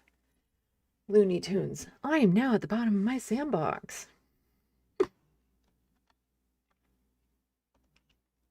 So hopefully, I don't know, you guys found this a bit interesting. I wasn't planning I was hoping to be done like an hour ago. All the best intentions, because I was hoping to go out for a walk. I'm going to a Halloween party tomorrow. I have no idea what I'm going as. Probably a vampire, but what kind of vampire is still up in the air. Also, I have my regular news live stream on Sunday, so I'll be going over the White House being destroyed, because I don't know, that just, it hits me. It hits me when I see landmarks, like architectural significant landmarks like that, just being utterly destroyed, especially for something so useless. Like there's so much symbolism involved with that it's mind-boggling. That said, most Canadians don't even know what Parliament Hill looks like here in Canada, because we don't do a very good job of making it part of pop culture. Be talking about that, be talking about the ad that Doug Ford put up that got Trump very upset and saying that he will no longer do trade talks with Canada. Just big mistake. And I'll also be talking about Doug Ford's plans, or I don't know if it's plans yet or not, but the threat of him removing all rent controls, which would include against people like me. And that has me, my anxiety right now, it's really bad because of that, because I can't afford that. I just can't. Reference frame, an ad with a super loud music almost gave me a heart attack. Ugh. It's no good.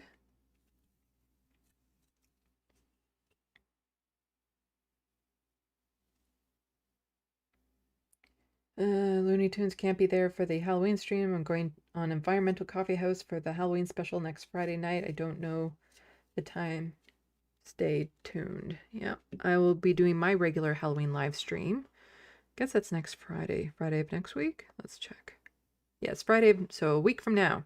I will be doing my regular Halloween live stream, but also on Wednesday, on the 29th, I'll be on this space and also dressed as a vampire. So why not go to my Halloween party tomorrow dressed as a vampire? I just don't know what kind of vampire I'll be.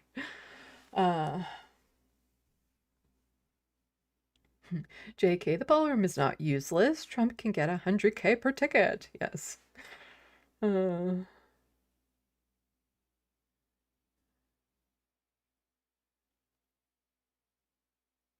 Soul Life, you still haven't owned up to the fact that you're a mod on Zateo. You're like a big star mod. It's like, you have to get me connected. Well, I do plan on drawing a picture of Mehdi Hassan, so. I do plan on doing his portrait. It is on my portrait to-do list, along with Mike Figueiredo and Francesca Fiorentini and Jesse Gender. They're like the next people on my portrait list. Owen Jones again, but it's not a real portrait of Owen Jones because he's not identifiable in this portrait. It's just the expression. But his like face is turned off to the side and stuff. So it's not about who it is. It's just about the expression and the feeling I got from the image. Yes, we've got a famous mod.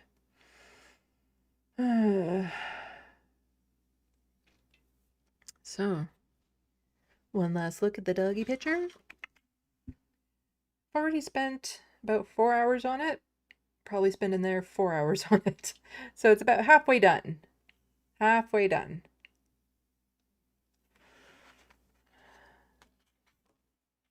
Maybe a little less than halfway done because it takes me about 10 hours, I guess. Oh, don't know if people have noticed my little cat earrings I've been playing with. My little cat skeletons. They're so cute. Also, any help with becoming a member or a patron, super appreciated right now. Got car bills that are not good. Massive repairs needed on my car. I'm taking Frodo back to the vet on Monday because that growth came back on the side of his neck, and I want something done more to it than the vet just pulling it off, which sounds as gross as it was. So any help financially is appreciated, but I totally understand if you can't. And never send any money my way unless you actually have the extra money to spend. I don't want people missing out trying to help me out. Yeah, I think I'm about done. Unless somebody says something to pique my interest. Yes, Looney Tunes, I am working on this portrait right now. It's a little less than halfway done.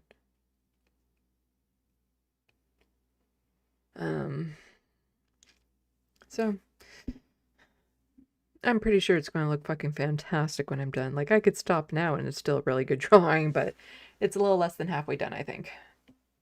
Gotta go in for like the finer details, smudging things out, smoothing things, more, yeah, a lot more little details, more shading. Lots of work, lots and lots of work, but I like working on that. Let's see. So yeah, check all of these out. And once I'm done the doggy drawing, back to the TYT video. Get that done. And a weird question for anyone, but if you have any ideas on how I should celebrate 5 years of having my channel, please let me know fast, because it's on November 1st. Maybe do a live stream, but I don't have anything planned. My dream would be to be on another YouTube channel, actually, one that's larger than mine. That would be a great 5-year anniversary for me, is to be on somebody else's YouTube channel that's larger than mine.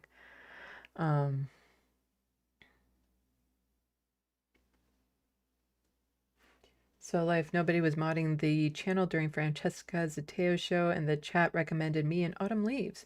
We both said we were down to mod, so they modded us, but Autumn only mods her show. Cool. I would say you should recommend me, but I'm not a very good mod because I don't actually... I briefly check chats sometimes, but usually when I'm watching something like another Majority Report or Zateo or something, I'm doing something else. I'm not just sitting there watching it. I'm doing something else. Playing games, doing dishes, something of that. Let's see. Rachel Atwood, I'm still waiting to see Dickie the cat after being here for almost 2 days. I have no idea what you're talking about. Looney Tunes 9000, would you like to come on mine to celebrate the 5-year anniversary?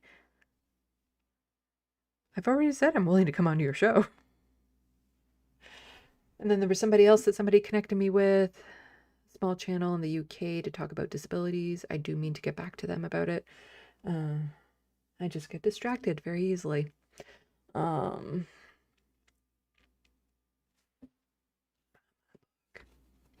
Because once my TYT video is done, this is all I'm going to be living through. This will be it. This will be it. The book will be my life. It will be my world. It will be my world. Yeah, so I think that's it. So thank you everyone for coming out, listening to this very rambly live stream.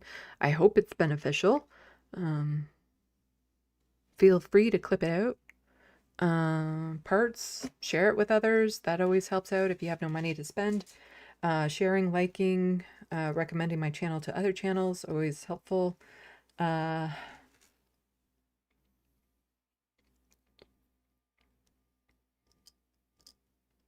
In Soul Live, I'm at work when they go live. If I'm busy, I pretend like I'm there, not there, so it doesn't look like I'm doing a bad job. LOL. Yeah. Yeah, check out all this stuff. Sunday, news live stream. Most likely, unless I'm super tired, because I am going to a Halloween party tomorrow, but I think I should be unwound enough to do the live stream Sunday evening. Rachel Atwood, Helena, or Kev are down in theory, but pinning them down is the challenge. Yeah. I don't have a way of actually contacting them, but somebody was very kind and got me a subscription to Helena and My Left Eye, which I super appreciate. But I don't actually know how to contact them because they don't follow me on any of my socials. Oh, Rachel is cat sitting all week for a cat they haven't seen yet. Have a good night, Grand Theft Autobot. Yes, thank you, mods. Thank you to everyone who's become a patron or a subscriber. Super appreciate it. Check out my Amazon wish list. Anything from there helps out. Yeah, you know the drill. Anyway, I think I'm good. And you didn't talk sweet enough to me right now, Looney Tunes, for me to show you how you can get a chat to show up on screen through a very convoluted way. Anyway, maybe next time. Salut, à la prochaine. Thank you for watching and stay tuned. I'm Sandy, wishing your tomorrow is better than your today.